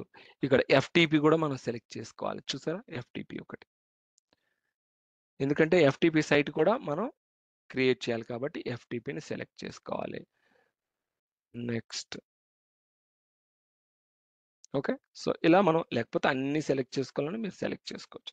So management tool, IAS management console, compatibilities అన్నీ మనం కావాలనుకుంటే సెలెక్ట్ చేసుకోవచ్చు. Click next. ఎక్కువ ఆప్షన్స్ అయితే టైం ఎక్కువ పడుతుంది ఇన్స్టాల్ చేయడానికి. So click next. Restart if required. Install. So మనకి ఇప్పుడు FTP and IIS web services ఇప్పుడు మనకి ఐఏఎస్ వెబ్ సర్వీస్ అనేది ఇన్స్టాల్ అవుతుంది. కొద్దిగా టైం టేకింగ్ ప్రాసెస్, కొద్దిగా టైం తీసుకుంటుంది.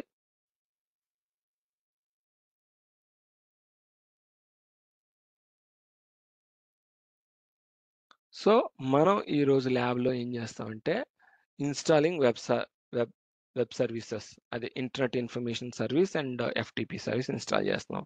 తర్వాత మనం ఒక వెబ్సైట్ని ఎలా క్రియేట్ చేయాలి, సో దాని తర్వాత వెబ్సైట్ని కాన్ఫిగర్ చేయాలి, రీడైరెక్షన్ ఎలా చేయాలి, వర్చువల్ డైరెక్టరీ ఎలా క్రియేట్ చేయాలి, అండ్ క్రియేట్ చేసిన వెబ్సైట్కి changing website IP address, port number ఎలా చేంజ్ చేయాలి.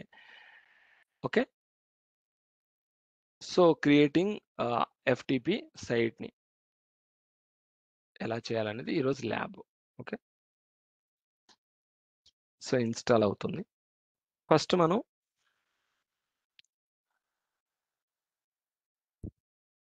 ఐఏఎస్ ఇన్స్టాల్ అయిన తర్వాత మనం వెబ్సైట్ని క్రియేట్ చేద్దాం. సో ఎనీ క్వశ్చన్స్, ఏమైనా క్వశ్చన్స్ ఉన్నాయా?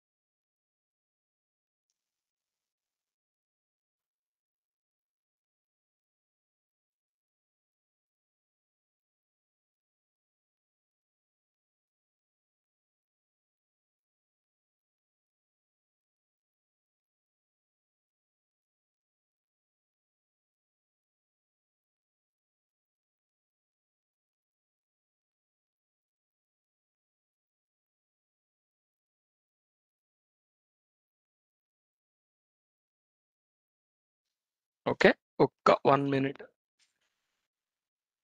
చేస్తే ఇన్స్టాల్.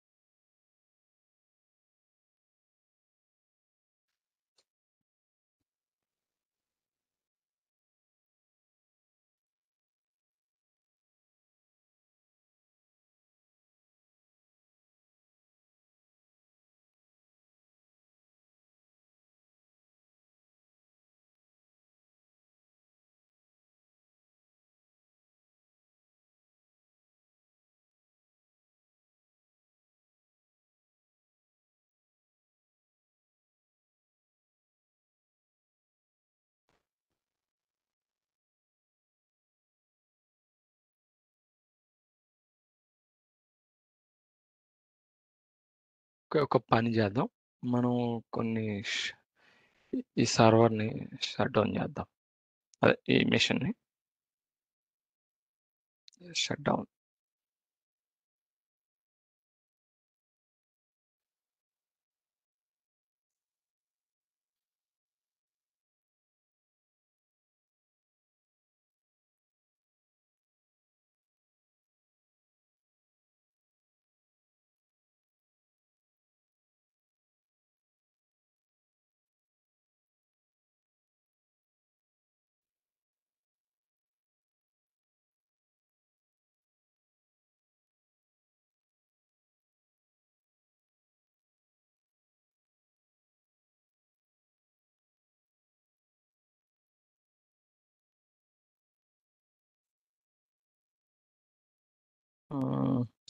ఇంకెక్కువ టైం తీసుకుంటుంది. సో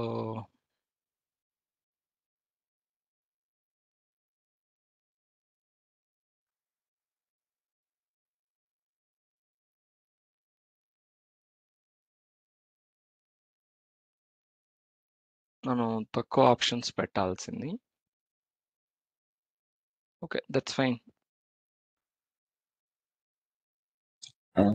ఐఏఎస్ లో ఆ బైండింగ్స్ తర్వాత ఈ లెఫ్ట్ సైడ్ లో ఉన్న అవి దాని గురించి అని చెప్తారండి? చెప్తానండి, బైండింగ్స్ చెప్తాను. సో, యాక్చువల్‌గా ఐఏఎస్ అనేది ఒక డిఫరెంట్ ఫుల్ కోర్స్ అండి. జనరల్‌గా వెబ్ సర్వర్ అడ్మిన్‌గా వెళ్ళేటప్పుడు ఐఏఎస్‌ని ఎండ్ టు ఎండ్ నేర్చుకొని వెళ్తారు. సో, అదొక డిఫరెంట్ ఆహ్, కాన్సెప్ట్స్. బట్ నేను ఐఏఎస్‌లో ఆహ్, ఆహ్, ఒక 20% మనం ఈ క్లాస్‌లో కవర్ చేస్తున్నాం అంతే. ఐఏఎస్ అనేది డిఫరెంట్ ఫుల్ కోర్స్ ఒకటుంటుంది.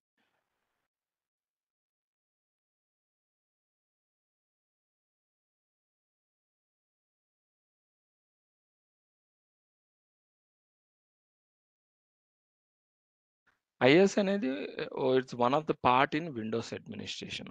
సో, విండోస్ అడ్మినిస్ట్రేషన్‌లో ఐఏఎస్ అనేది ఒక పార్ట్. సో, మనం ఐఏఎస్ అనేది అలానే నేర్చుకుంటున్నాం. ఐఏఎస్ ఫుల్ కోర్స్ కావాలి ఆహ్, అంటే అది ఇంచుమించు ఒక 30 డేస్ కోర్స్ ఉంటుంది.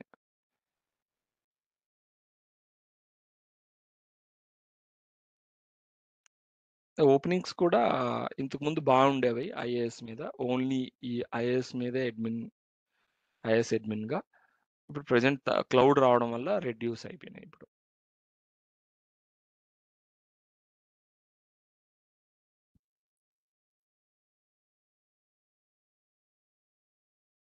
ఇంకా చాలా ఎక్కువ టైం పడుతున్నట్లుంది. ఓకే. ఓ పని చేద్దాం. మనం ఈ సర్వర్‌లో గూడా సైమల్టేనియస్‌గా ఇన్‌స్టాల్ చేద్దాం. ఏది ముందైతే అది మనం.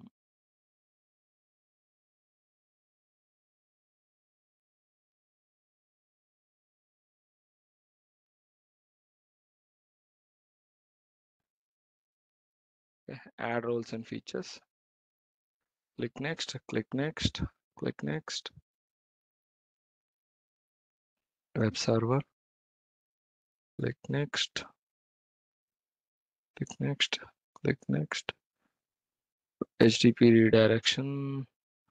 ఓకే. ఎఫ్‌టిపి ఒకటి చేద్దాం. అంతే. అంతే. Click next. ఇన్‌స్టాల్.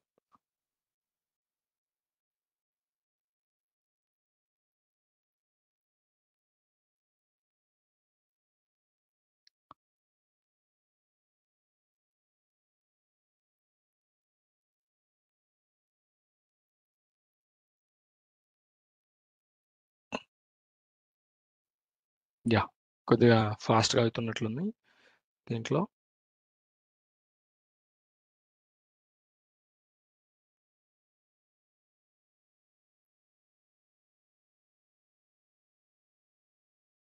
హ్మ్.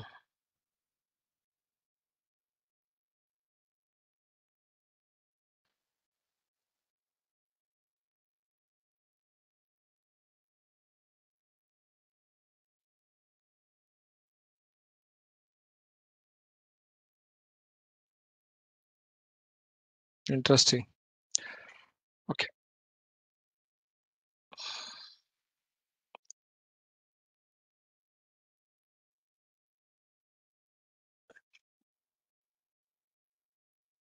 సో, ఎనీ క్వెషన్స్ అండి?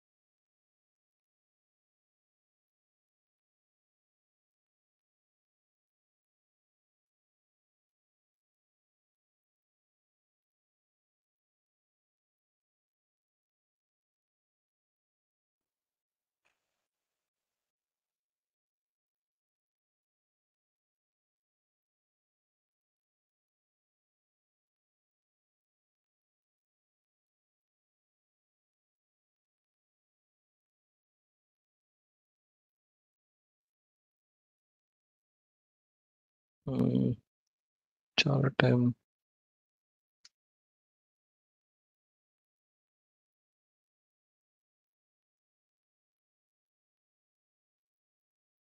మోర్ దెన్ 5 మినిట్స్ అనుకుంటా. అంత టైం. సో, ఎందుకింత టైం తీసుకుంటున్నాయి? యూజువల్‌గా టైం తీసుకుంటుంది.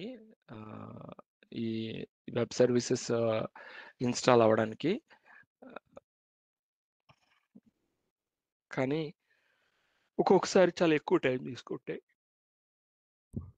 సారీ. హ్మ్.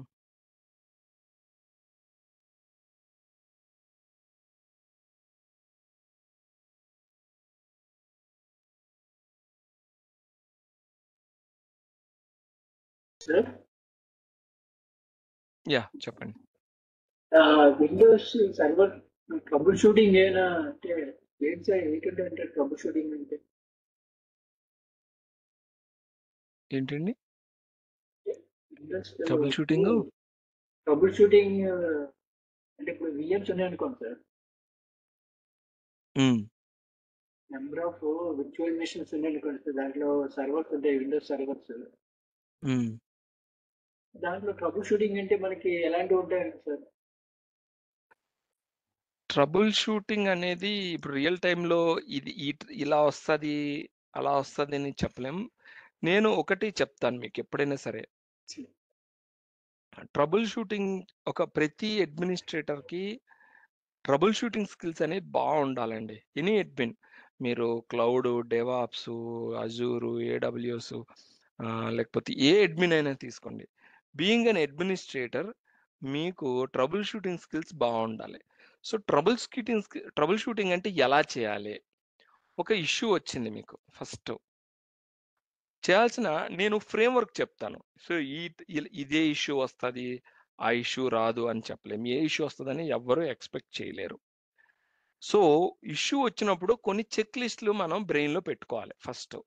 చెక్ లిస్ట్ నంబర్ 1 ఏంటంటే, వచ్చిన ఎర్రర్ మెసేజ్‌ని ఒక 5, 6 టైమ్స్ చదవండి. ఒకసారి చదవండి అర్థం కాదు. రెండోసారి చదవండి అర్థం కాదు. అలా మీరు ఆ ఎర్రర్‌ని మీకు ఆ ఎర్రర్‌లో 30% అయినా అర్థమయ్యేంత వరకు ఆ ఎర్రర్‌ని చదవండి.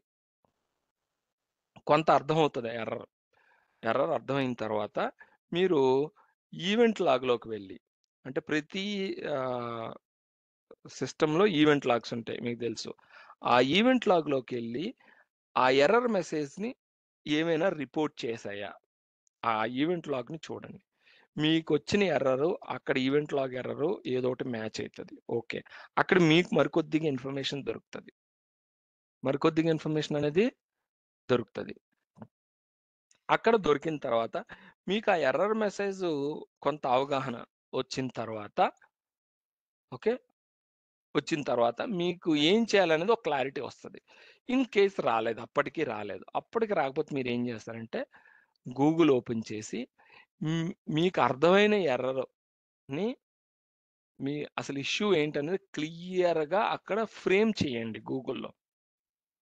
ఇష్యూ ఇక్కడ ఏమొచ్చిందని క్లియర్‌గా ఫ్రేమ్ చేయండి.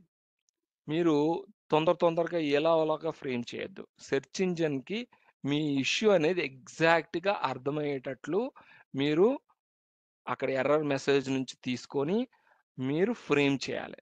ఫ్రేమ్ చేసి గూగుల్‌లో సెర్చ్ చేయండి. సెర్చ్ చేసి మీకు సొల్యూషన్ అనేది డెఫినిట్‌గా వస్తుంది. ఇలా మనం చెక్ చేయాలి. చాలామంది లాగ్స్‌ని రివ్యూ చేయరు. ఎర్రర్ మెసేజ్‌ని సరిగ్గా చదవరు. ఏమి చేయకుండా వాళ్ళు ఆహ్, ట్రబుల్ షూట్ చేయడానికి ట్రై చేస్తారు. సో, ట్రబుల్ షూటింగ్ అలా చేయలేము. సో, మనం ఏం చేస్తామంటే ఎర్రర్ మెసేజ్‌ని చదవాలి. ఈవెంట్ లాగ్స్‌ని చదవాలి. చదివిన తర్వాత అప్పటికి మనకు అర్థం అవ్వకపోతే అప్పుడు గూగుల్‌లోకి వెళ్లి మనం సెర్చ్ చేయాలి. ఇలా మనం ట్రబుల్ షూటింగ్ అనేది చేయాలి. ట్రబుల్ షూటింగ్ చేసేటప్పుడు ఒక అడ్మిన్‌కి ఉండాల్సిన మెయిన్ క్వాలిటీ ఏంటంటే కరెక్ట్‌గా ఆ ఇష్యూని అర్థం చేసుకోవడానికి ట్రై చేయాలి. ఇన్ కేస్ ఆ ఇష్యూ అర్థం అవ్వకపోతే ప్రాపర్‌గా ఆ ఇష్యూని ఫ్రేమ్ చేసి గూగుల్‌లో సెర్చ్ చేయగలగాలి. సో, ఎవరైనా సరే వెబ్‌సైట్స్‌ని క్రియేట్ చేయడం, ఇన్‌స్టాల్ చేయడం, కాన్ఫిగర్ చేయడం ఎవరైనా చేస్తారు. ట్రబుల్ షూటింగ్ చేయడం అనేది చాలా ఇంపార్టెంట్. ట్రబుల్ షూటింగ్ ఎందుకు ఇంపార్టెంట్ అంటే మీరు ఒక 1 మినిట్ టైమ్ వేస్ట్ చేస్తే ఇప్పుడు ఫర్ ఎగ్జాంపుల్ ఏటీఎంఏ డౌన్ అయిపోయిందండి. ఓకే, ఏటీఎం డౌన్ అయిపోయింది. ఏటీఎం డౌన్ అయిపోతే మీకు 1 మినిట్, అంటే ఏటీఎం పక్కన పెట్టండి, ఒక సర్వర్ డౌన్ అయిపోయింది. ఓకే, 1 మినిట్ అండి, 1 మినిట్.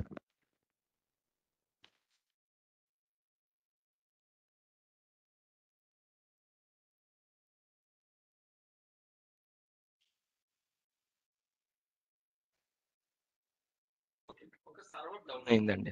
ఒక సర్వర్ డౌన్ అయినప్పుడు ఆ సర్వర్ చాలా మంది ఆ సర్వర్ డౌన్ అయింది కదా, ఐడియల్ గా కూర్చుంటారు. అంటే మీరు ఒక 1 మినిట్ టైం వేస్ట్ చేస్తే, అంటే 1 మినిట్ మీరు టైం తీసుకుంటే అక్కడ 1000 ఎంప్లాయీస్ ఉంటారు.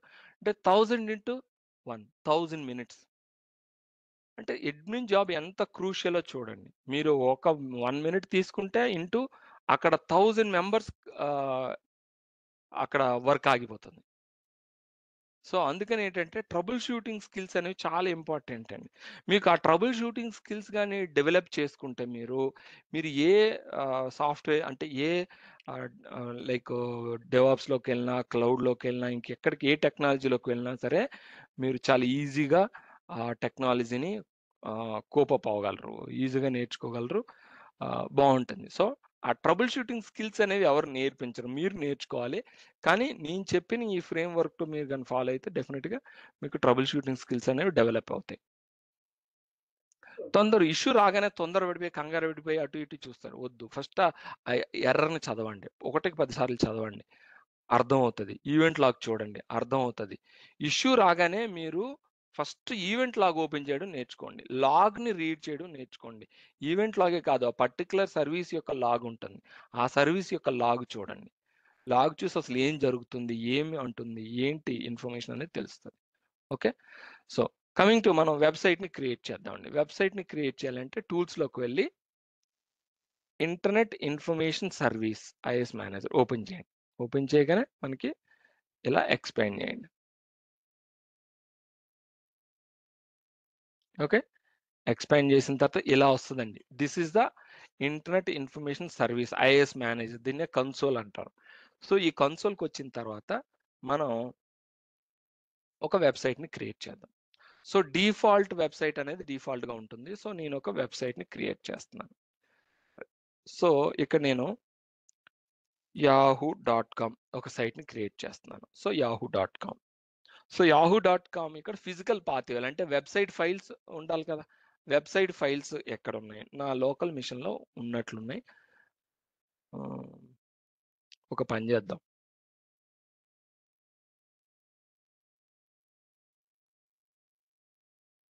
yahoo.com. ఓకే, నేను సేవ్ యాస్, కొన్ని ఫైల్స్ నాకు కావాలి. సో డౌన్లోడ్లోకి వెళ్ళి కొన్ని వెబ్సైట్ ఫైల్స్ కావాలి. సో ఆల్రెడీ ఉన్నాయంటుంది. ఓకే, వెబ్సైట్ ఫైల్స్ ఉన్నాయంటుంది, డౌన్లోడ్స్లో ఉన్నాయంట. సో డౌన్లోడ్స్లో యాహూ, యాహూ ఇవే ఫైల్స్ కాపీ చేసుకుంటున్నానండి. నేను ఇక్కడికి డీలోకి నేను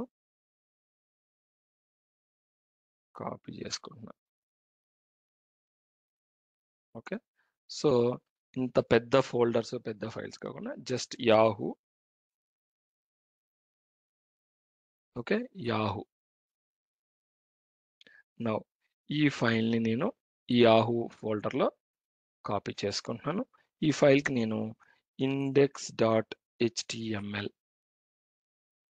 అనే రీనేమ్ చేశాను.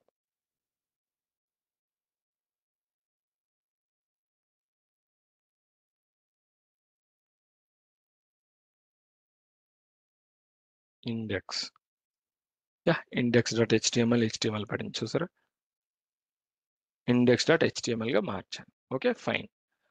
కమింగ్ బ్యాక్ టు ఇక్కడికి రండి, ఫిజికల్ పాత్. ఈ ఫిజికల్ పాత్లో మనం డీలో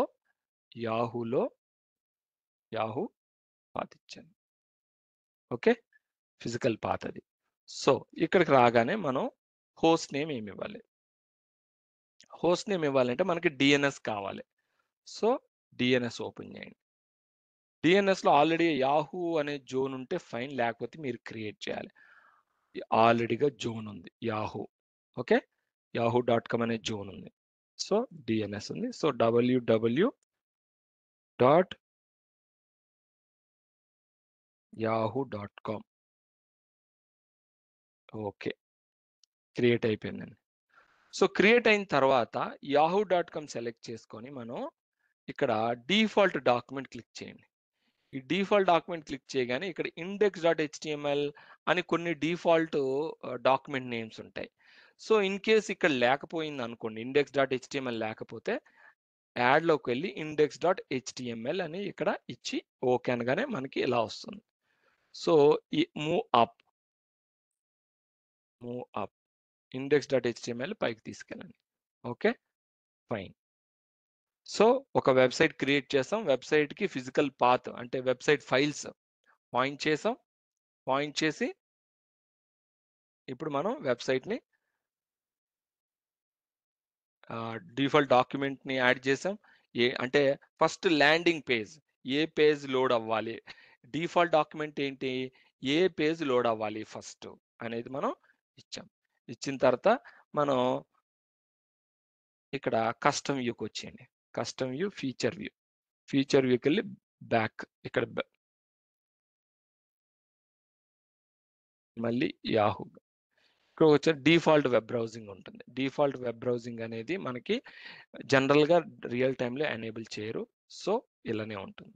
నౌ ఇప్పుడు నేను రైట్ క్లిక్ చేసి బ్రౌజ్ అంటానండి. బ్రౌజ్ అనగానే మనకి సైట్ అనేది లోడ్ అవుతుంది. చూసారా, వెబ్సైట్ లోడ్ అయిపోయింది. ఇలా మనం వెబ్సైట్ని ఐఏఎస్ వెబ్ సర్వర్లో పోస్ట్ చేస్తాం. ఓకే, సో ఇదొకటి. డిఎన్ఎస్ అనేది లేకపోతే మనకి www.yahoo.com అనేది రాదు. సో డిఎన్ఎస్ అనేది కంపల్సరీగా ఉండాలి. డిఎన్ఎస్ అనేది ఇగోండి, డిఎన్ఎస్లో yahoo.com అనే జోన్ ఉండాలి. సో ఎలియాస్ ఉండాలి, హోస్ట్ ఉండాలి, ఇవన్నీ ఉండాలి. ఉంటేనే మనకి www.google.com అనేది వస్తుంది. డిఎన్ఎస్ లేకుండా రాదు మనకి. నెక్స్ట్ మనం ఇప్పుడు ఏం చేస్తామంటే వెబ్సైట్ని చేసాం కదా, ఇప్పుడు రీడైరెక్ట్ చేద్దాం. అంటే రీడైరెక్ట్ చేసే ముందు రీడైరెక్ట్ చేద్దాం. వెబ్సైట్ని ఎలా రీడైరెక్ట్ చేయాలి అంటే, ఇప్పుడు ఫర్ ఎగ్జాంపుల్ 2 కంపెనీస్ మెర్జ్ అయినాయండి. ఓకే, 2 కంపెనీస్ మెర్జ్ అయినాయి. మెర్జ్ అయినప్పుడు ఒక కంపెనీ ఇంకో కంపెనీ అక్వైర్ చేసుకుంది. ఒక కంపెనీ ఇంకొక కంపెనీని అక్వైర్ చేసుకుంది. సో అప్పుడు మనం ఏం చేస్తాం, ఇంకా దీనికన్నా సింపుల్ ఎగ్జాంపుల్ చెప్తా. మీరు ఒక బజార్లో షాప్ ఉందండి, చాలా పాపులర్ షాప్ అది. ఓకే, ఆ షాపు కొన్ని సంవత్సరాల నుంచి రన్ అవుతుంది. సో ఆ షాప్ ఏమైందంటే అడ్రస్ మార్చాల్సిన పరిస్థితి వచ్చింది. అంటే పక్క స్ట్రీట్లో ఉన్న మరొక షాప్కి మారాల్సి వచ్చింది. ఓకే, అక్కడ లీజ్ అయిపోయింది. సో ఇంకోటి సో కస్టమర్స్ ఏమవుతారు, కస్టమర్స్కి తెలియదు కదా, కస్టమర్స్కి మనం షాప్ మార్చినట్టు తెలియదు. మనం ఏం చేస్తాం, ఓల్డ్ షాప్ దగ్గర ఒక బ్యానర్ పెడతాం, shop shifted to so and so location అని అక్కడ పెడతాం. సో దట్ మన కస్టమర్స్ ఎవరైతే ఉంటారో వాళ్ళు మన షాప్కి రీడైరెక్ట్ అవుతారు. అవునా, రీడైరెక్ట్ అవుతారు. ఎందుకంటే ఇక్కడ షాప్ లేదు, క్లోజ్ చేశారు అనుకుంటారేమో అని మన కస్టమర్స్ తెలియడం కోసం మనం ఏం చేస్తాం, ఒక బ్యానర్ పెట్టి మన కస్టమర్స్ని రీడైరెక్ట్ చేస్తాం కొత్త అడ్రస్కి కదా, దాన్ని మనం రీడైరెక్షన్ అంటాం. అలాగే ఒక కంపెనీ ఇంకొక కంపెనీని మనం ఎక్వైర్ చేసుకుందాం అనుకోండి. ఇక్కడే సింపుల్గా మనం ఇక్కడ ఎజ్యూమ్ చేసుకుందాం అండి. సో యాహూని గూగుల్ కొనేసుకుంది. గూగుల్ని కొనేసుకుంది. సో ఇప్పుడు యాహూకి వచ్చిన రిక్వెస్ట్ అన్ని గూగుల్ వెబ్ సర్వర్కి అంటే గూగుల్ వెబ్సైట్కి రీడైరెక్ట్ అవ్వాలి. ఎలా రీడైరెక్ట్ అవ్వాలి అంటే, ఇప్పుడు మనం ఏం చేద్దామంటే, ఇప్పుడు నేను ఒక వెబ్సైట్ని క్రియేట్ చేస్తాను. Right click, google.com. Okay, google.com. So google.com సంబంధించిన ఫైల్స్ ఏమైనా ఉన్నాయా, ఇంతకుముందు నేను డౌన్లోడ్ చేసుకున్నట్లుంది. Google files.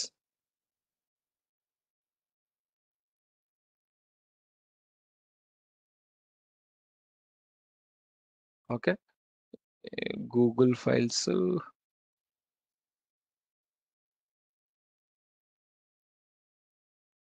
ఈ గూగుల్ ఫైల్స్ ఉన్నాయి. ఏవో జస్ట్ డమ్మీ డేటా అండి. మనకు ఒక డమ్మీ డేటా కావాలి అంతే వెబ్సైట్ కోసం. సో నేనేం చేస్తానంటే డీలో ఈ గూగుల్ డమ్మీ డేటాని నేను కాపీ చేసుకున్నాను.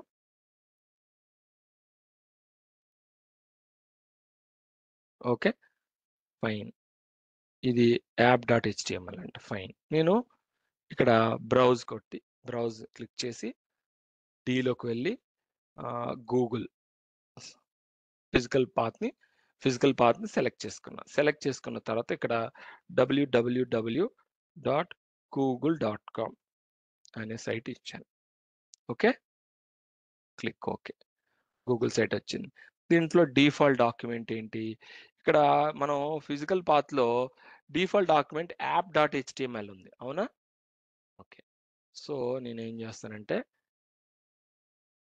ఇక్కడ లేదు కాబట్టి యాప్.html ఈ లిస్ట్లో లేదు కాబట్టి నేను యాప్.html సెలెక్ట్ చేస్తాను.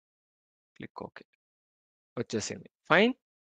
నౌ ఇప్పుడు నేను బ్రౌజ్ అంట. ఇది సైట్. ఓకే, సో ఇప్పుడు యాహూ సైట్ ఇది, గూగుల్ సైట్ ఇది. ఓకే, సో ఇప్పుడు గూగుల్ ఏం చేసిందంటే యాహూని అక్వైర్ చేసుకుంది, కొనుక్కుంది. సో అప్పుడు ఏమవ్వాలి? యాహూకి వచ్చిన యూజర్స్ అందరూ గూగుల్కి రీడైరెక్ట్ అవ్వాలి. సో రీడైరెక్ట్ అవ్వాలంటే మనం ఏం చేయాలి? ఇక్కడ రాయాలి, మనం రీడైరెక్ట్ రావాలి. సో యాహూని సెలెక్ట్ చేసుకోవాలి. మనం యాహూని సెలెక్ట్ చేసుకొని ఇక్కడ హెచ్టిపి రీడైరెక్షన్ ఉంది కదా, యాహూని సెలెక్ట్ చేసుకొని హెచ్టిపి రీడైరెక్షన్ ఇది ఓపెన్ చేయాలి. ఓపెన్ చేసి redirect request to the destination. ఏ డెస్టినేషన్కి? ఈ డెస్టినేషన్కి. ఇది కాపీ చేసుకున్నాం, జస్ట్ కాపీ. ఓకే, కాపీ చేసుకొని ఇక్కడ మనం పేస్ట్ చేద్దాం. సో యాహూకి వచ్చిన రిక్వెస్ట్లన్నీ మీరు గూగుల్కి పంపించమని ఇక్కడ చెప్తున్నారు. ఓకే, ఓకేనా? అప్లై, ఇగో ఇక్కడ అప్లై ఉంది. Apply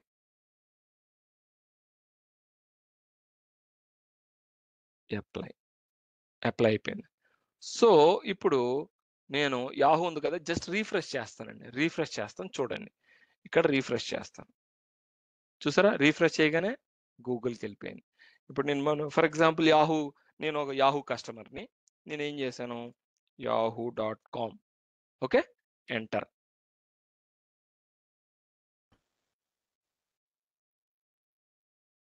www.yahoo.com. ఓకే, నేను కస్టమర్ని. ఓకే, yahoo.com సైట్ని ఓపెన్ చేశా.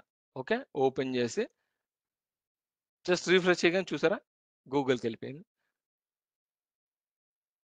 సో ఎవరైతే యాహూకి వస్తారో కస్టమర్స్ వాళ్ళంతా గూగుల్కి రీడైరెక్ట్ అయిపోతారు. దీన్నే హెచ్టిపి రీడైరెక్షన్ అంటారు. ఓకే, నెక్స్ట్ వర్చువల్ డైరెక్టరీని ఎలా క్రియేట్ చేయాలి? ఇప్పుడు మనం గూగుల్కి వర్చువల్ డైరెక్టరీ ఎలా క్రియేట్ చేయాలి? వర్చువల్ డైరెక్టరీ అంటే మీకు తెలుసు కదా, నేను మీకు చెప్పాను మ్యాప్స్ అని. సో మనం వర్చువల్ డైరెక్టరీ క్రియేట్ చేయాలంటే రైట్ క్లిక్ చేసి యాడ్ వర్చువల్ డైరెక్టరీ, చూసారా? ఇది క్లిక్ చేయండి. సో నేను ఏం చేస్తానంటే మ్యాప్స్. సో మ్యాప్స్ అనేది నేను ఒక వర్చువల్ డైరెక్టరీ క్రియేట్ చేస్తాను. వర్చువల్ డైరెక్టరీ క్రియేట్ చేస్తే ఆ మ్యాప్స్కి రావాలి కదా. సో నేను ఒక డమ్మీ డేటాని డౌన్లోడ్ చేసుకుంటా. ఇక్కడ ఆల్రెడీ గూగుల్ మ్యాప్స్ ఉందండి, సైట్ ఉంది గూగుల్ మ్యాప్స్.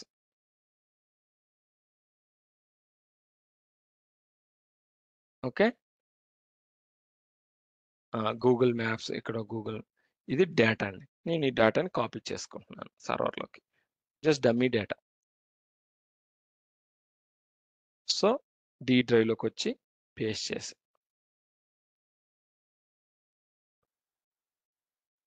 ఈ maps copy అవ్వవా?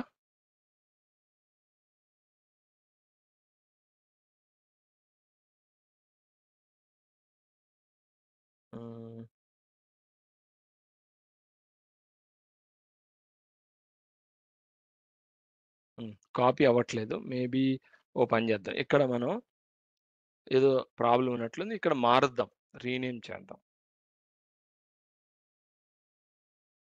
Google maps.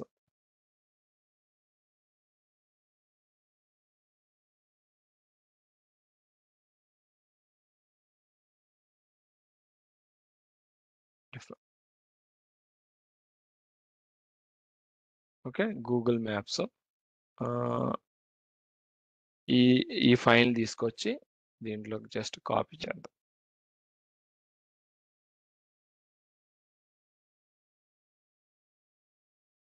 Okay, ఇప్పుడు ఈ ఫైల్ని జస్ట్ ఈ ఫోల్డర్ని కాపీ చేద్దాం.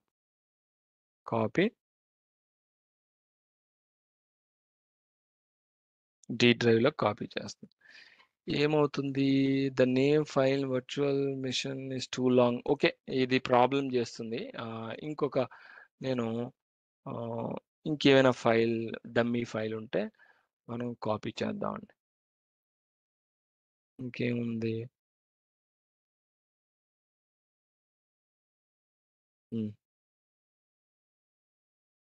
Google and Google.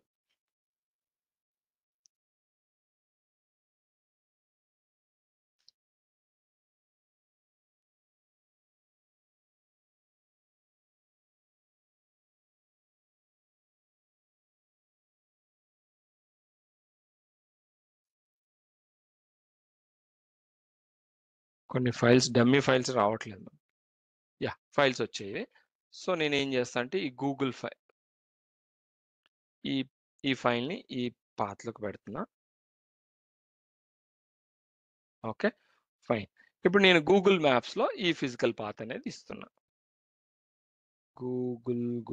Google files. Okay, app. Okay, so మనం దీన్ని కన్వర్ట్ అప్లికేషన్ కింద కన్వర్ట్ చేద్దాం. ఓకే, ఒక వర్చువల్ డైరెక్టరీని యాడ్ చేసి కన్వర్ట్ చేస్తున్నాం. కన్వర్ట్. ఓకే, సో అప్లికేషన్ అయిపోయింది. సో ఇక్కడ మనకి డిఫాల్ట్ డాక్యుమెంట్లో మనం యాడ్ చేయాలి. ఏంటి డాక్యుమెంట్, ఏం యాడ్ చేయాలి, గూగుల్ HTML అని యాడ్ చేయాలి. Okay, add google.html. Okay, add చేస్తానండి. నౌ రైట్ క్లిక్ చేసి బ్రౌజ్ అనండి. బ్రౌజ్ అనగానే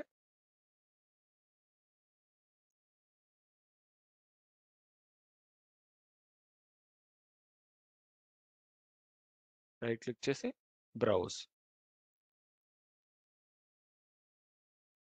చూసారా, www.google.com మ్యాప్స్ అని వచ్చింది. Okay, so site files load అవ్వట్లేదు మనకి, అవునా? సైట్ ఫైల్స్ మనకి లోడ్ అవ్వట్లేదు. ఎక్స్పాండ్ చేయండి, రైట్ క్లిక్ చేసి మ్యాప్స్. సో ఇక్కడ మనకి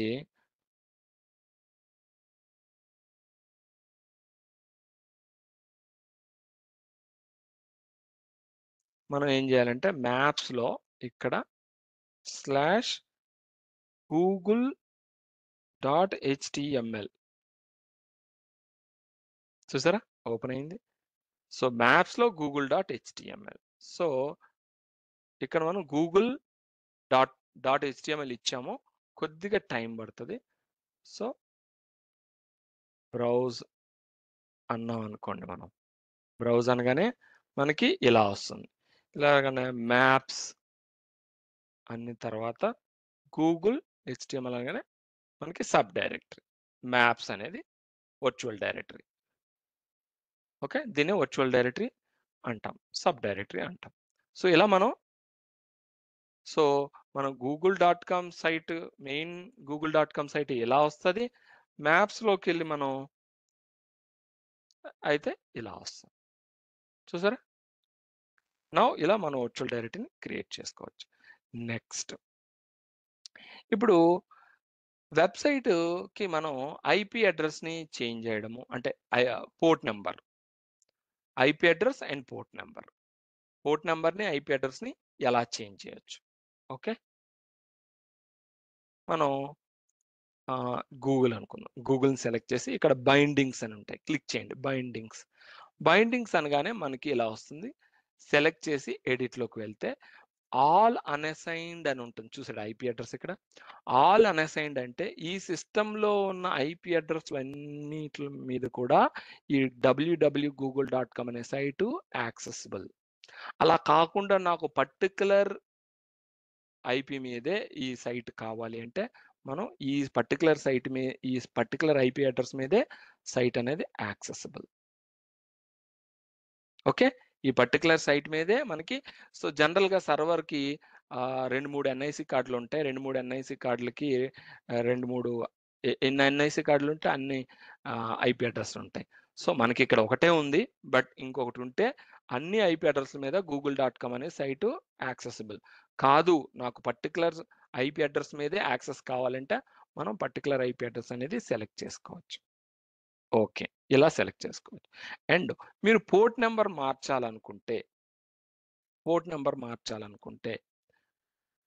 8080. ఇప్పుడు నేను పోర్ట్ నెంబర్ మార్చాను. సార్ ఒకసారి చెప్పండి సార్, అయితే రిపీట్ చేయండి. ఏంటండి?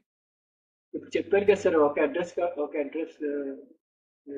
కాకుండా నెంబర్ ఆఫ్ ఐపీ అడ్రస్లకి సేమ్ వెబ్సైట్ యాక్సెస్ అవుతుంది. అవును, అదే కదా. ఒకసారి చెప్పండి. అదే కదా మీరు చెప్పారు. ఇప్పుడు ఇక్కడ నేను ఆల్ అన్అసైన్డ్ ఉంటే అంటే సిస్టంలో ఎన్ని ఐపీ అడ్రస్ ఉన్నాయో అన్ని ఐపీ అడ్రస్ల మీద కూడా ఈ వెబ్సైట్ యాక్సెస్ అవుతుంది. ఓకే. అదే మీరు ఐపీ అడ్రస్ సెలెక్ట్ చేసుకుంటే ఈ ఐపీ అడ్రస్ మీద మాత్రమే ఈ google.com సైట్ యాక్సెస్ అవుతుంది. ఓకే. ఐపీ అడ్రస్ సెలెక్ట్ చేసుకోకపోతే అన్ని ఈ సిస్టంలో ఉన్న అన్ని ఐపీ అడ్రస్ల మీద కూడా యాక్సెస్ అవుతుంది ఈ website. Okay, and port number 8080 default port number అయితే మీరు ఇక్కడ ఇవ్వాల్సిన అవసరం లేదు. చూడండి ఆటోమేటిక్గా ఇక్కడ పోర్ట్ నెంబర్స్ ఉన్నాయా? లేవు. సో అలా కాకుండా నేను పోర్ట్ నెంబర్ని మార్చాను అనుకోండి, 8080 ఇచ్చాను. ఇప్పుడు మీకు google.com అని ఉంది కదా, ఈ google.com అనేది 8080 పోర్ట్ నెంబర్ మీద యాక్సెస్ అవుతుంది. చూసారా యాక్సెస్ అవుతుంది. క్లోజ్ చేసేయండి. ఇప్పుడు ఇక్కడ ఇవ్వండి 8080 చూసారా 8080 మీద యాక్సెస్ అవుతుంది. అలా మీరు ఒక పర్టికులర్ పోర్ట్ నెంబర్ మీద వెబ్సైట్ని హోస్ట్ చేయొచ్చు 8080. So default port numbers 80 and 443 ఈ రెండు డిఫాల్ట్ పోర్ట్ నెంబర్స్కి మనం పోర్ట్ నెంబర్స్ ఇవ్వాల్సిన అవసరం లేదు. ఎందుకంటే అవి డిఫాల్ట్ పోర్ట్ నెంబర్స్. డిఫాల్ట్గా ఆ పోర్ట్ నెంబర్స్ అనేవి సిస్టమ్ తీసుకుంటుంది కాబట్టి మీరు ఇక్కడ ఇవ్వాల్సిన అవసరం లేదు బ్రౌజర్లో. కానీ కస్టమ్ పోర్ట్ నెంబర్ ఇచ్చేటప్పుడు మాత్రం మీరు మెన్షన్ చేస్తేనే మనకి సైట్ అనేది యాక్సెస్ అవుతుంది. సో 8080 అది default port number. Okay, so ఇలా మనం వెబ్సైట్స్ని క్రియేట్ చేసుకుంటామండి. సో కమింగ్ టు ఎఫ్టిపి సైట్ని ఎలా క్రియేట్ చేయాలి? ఎఫ్టిపి సైట్ని క్రియేట్ చేయాలంటే మనం రైట్ క్లిక్ చేసి యాడ్ ఎఫ్టిపి సైట్ అనాలి. Okay, add FTP. ఇక్కడ సైట్ నేము మనం ఏమిస్తామంటే మై ప్రాజెక్ట్ డాటా ఏదో ఇవ్వచ్చు. దీనికి ఫిజికల్ ఫైల్స్ ఏమైనా ఉంటే ఇవ్వండి. నేనేం చేస్తానంటే ఇవ్వండి ఏదో కొన్ని ఫైల్స్ ఉన్నాయి. సో ఐఎఫ్ఎం అని ఇస్తున్నాను. ఈ డేటా ఒక ఎఫ్టిపి సైట్ని క్రియేట్ చేస్తున్నాను. ఆ ఎఫ్టిపి సైట్కి డేటా అనేది ఇదండి. Click next. ఓకే, సో ఇప్పుడు నేను ఏం చేస్తానంటే ఇక్కడ మనం కొన్ని సెట్టింగ్స్ చేయాలి. ఈ ఎఫ్టిపి సైటు ఎస్ఎస్ఎల్ ఉందా? ఆల్ అన్అసైన్డ్ అనకుండా నేను ఈ ఐపీ అడ్రస్ మీదే నాకు ఎఫ్టిపి సైటు రన్ కావాలి. సో ఐపీ అడ్రస్ మీదే నేను అసైన్ చేశాను. నెక్స్ట్ ఇక్కడ మనకి ఎఫ్టిపి స్టార్ట్ సైట్ ఆటోమేటిక్గా స్టార్ట్ అయిపోవాలి. No SSL. ఇక్కడ ఎస్ఎస్ఎల్ లేదు కాబట్టి నేను ఎస్ఎస్ఎల్ కొనుక్కోలేదు కాబట్టి ఎస్ఎస్ఎల్ కొనుక్కుంటే ఆ ఎస్ఎస్ఎల్ అనేది నేను సెలెక్ట్ చేసి ఇక్కడ ఎస్ఎస్ఎల్ అనేది ఇన్స్టాల్ చేసుకోవాలి. సో అది నేను మీకు నెక్స్ట్ క్లాస్లో అంటే మనం ఎస్ఎస్ఎల్ కొనుక్కోకుండా మనం ఓన్గా ఎస్ఎస్ఎల్ క్రియేట్ చేసుకొని ఎలా చేయాలనేది నేను మీకు నెక్స్ట్ క్లాస్లో చెప్తాను. సో ఇక్కడ నో ఎస్ఎస్ఎల్ లేదు. Click next. ఇక్కడ ఎనేబుల్ హోస్ట్ నేమ్ అంటే మీరు ఏదైనా సరే ఒక హోస్ట్ నేమ్ని ఇక్కడ ఐపీ అడ్రస్తో జనరల్గా మనకి ఎఫ్టిపి సైట్ అనేది ఐపీ అడ్రస్తో యాక్సెస్ అవుతుంది. కాదు మీరు హోస్ట్ నేమ్తో యాక్సెస్ కావాలి అంటే ఇక్కడ నేను హోస్ట్ నేమ్తో తర్వాత చెప్తాను. క్లిక్ నెక్స్ట్ అనేది. Anonymous access. అనానమస్ యాక్సెస్ అంటే ఏంటంటే బై డిఫాల్ట్గా ఈ వెబ్సైట్ ఈ ఎఫ్టిపి అనేది అందరికీ యాక్సెసిబుల్. బేసిక్ అంటే మీరు ఇక్కడ యాక్సెస్ అనేది ఇవ్వాలి. ఇక్కడ మీరు ఆల్ యూజర్సా, అనానమస్ యూజర్సా, స్పెసిఫైడ్ యూజర్స్, ఎవరినైనా సరే యూజర్ని స్పెసిఫై చేస్తే ఆ యూజర్స్ మనకి ఇక్కడ వస్తారు. ఆల్ యూజర్స్ అంటే ఈ సిస్టంలో ఉన్న యూజర్స్ అందరూ యాక్సెస్ చేయగలరు. రీడ్, రైట్ 2 పర్మిషన్స్ ఇస్తున్నాం. ఫినిష్ అయిపోయింది. ఇది ఎఫ్టిపి సైట్. ఓకే, ఈ ఎఫ్టిపి సైట్ని మనం ఎలా యాక్సెస్ చేయాలి? రైట్ క్లిక్ చేసి మనం ఒకసారి స్టార్ట్ చేయండి. ఓకే, స్టార్ట్ చేసిన తర్వాత మనం ఇంటర్నెట్ ఎక్స్ప్లోరర్ ఓపెన్ చేసుకొని ftp://192.168.223.2 ఇది ఐపీ అడ్రస్. ఇలాగనగానే చూసారా ఫైల్స్ వచ్చాయి. ఈ ఫైల్స్ ఎక్కడి నుంచి వస్తున్నాయండి? డి డ్రైవ్లో ఐఎఫ్ఎం ఇక్కడ నుంచి వస్తున్నాయి. ఇప్పుడు నేను ఇక్కడ ఏవైనా సరే ఫైల్స్ క్రియేట్ చేస్తే okay, F1 just some dummy files అన్ని, F2 ఓకే. ఇప్పుడు మీరు రీఫ్రెష్ చేయండి. ఇక్కడ జస్ట్ రీఫ్రెష్ చేస్తే చూసారా ఫైల్స్ వచ్చాయి. సో మన సిస్టంలో ఈ డి డ్రైవ్లో ఐఎఫ్ఎం ఫోల్డర్లో ఉన్న డేటా అనేది ఈ ఎఫ్టిపి సైట్లో వస్తుంది. ఈ ఎఫ్టిపి సైట్ అనేది నేను ఇంకొక సర్వర్లో టర్నింగ్ ఆఫ్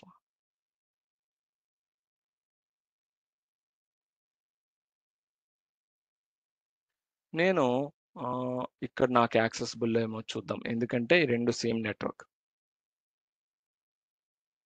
సో నా పీసీలో నేను చెక్ చేస్తున్నాను.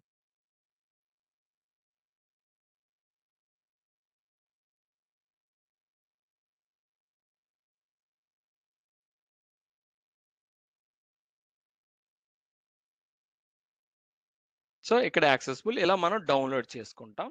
సో నేను ఇంకొక సర్వర్లోకి వెళ్ళి నేను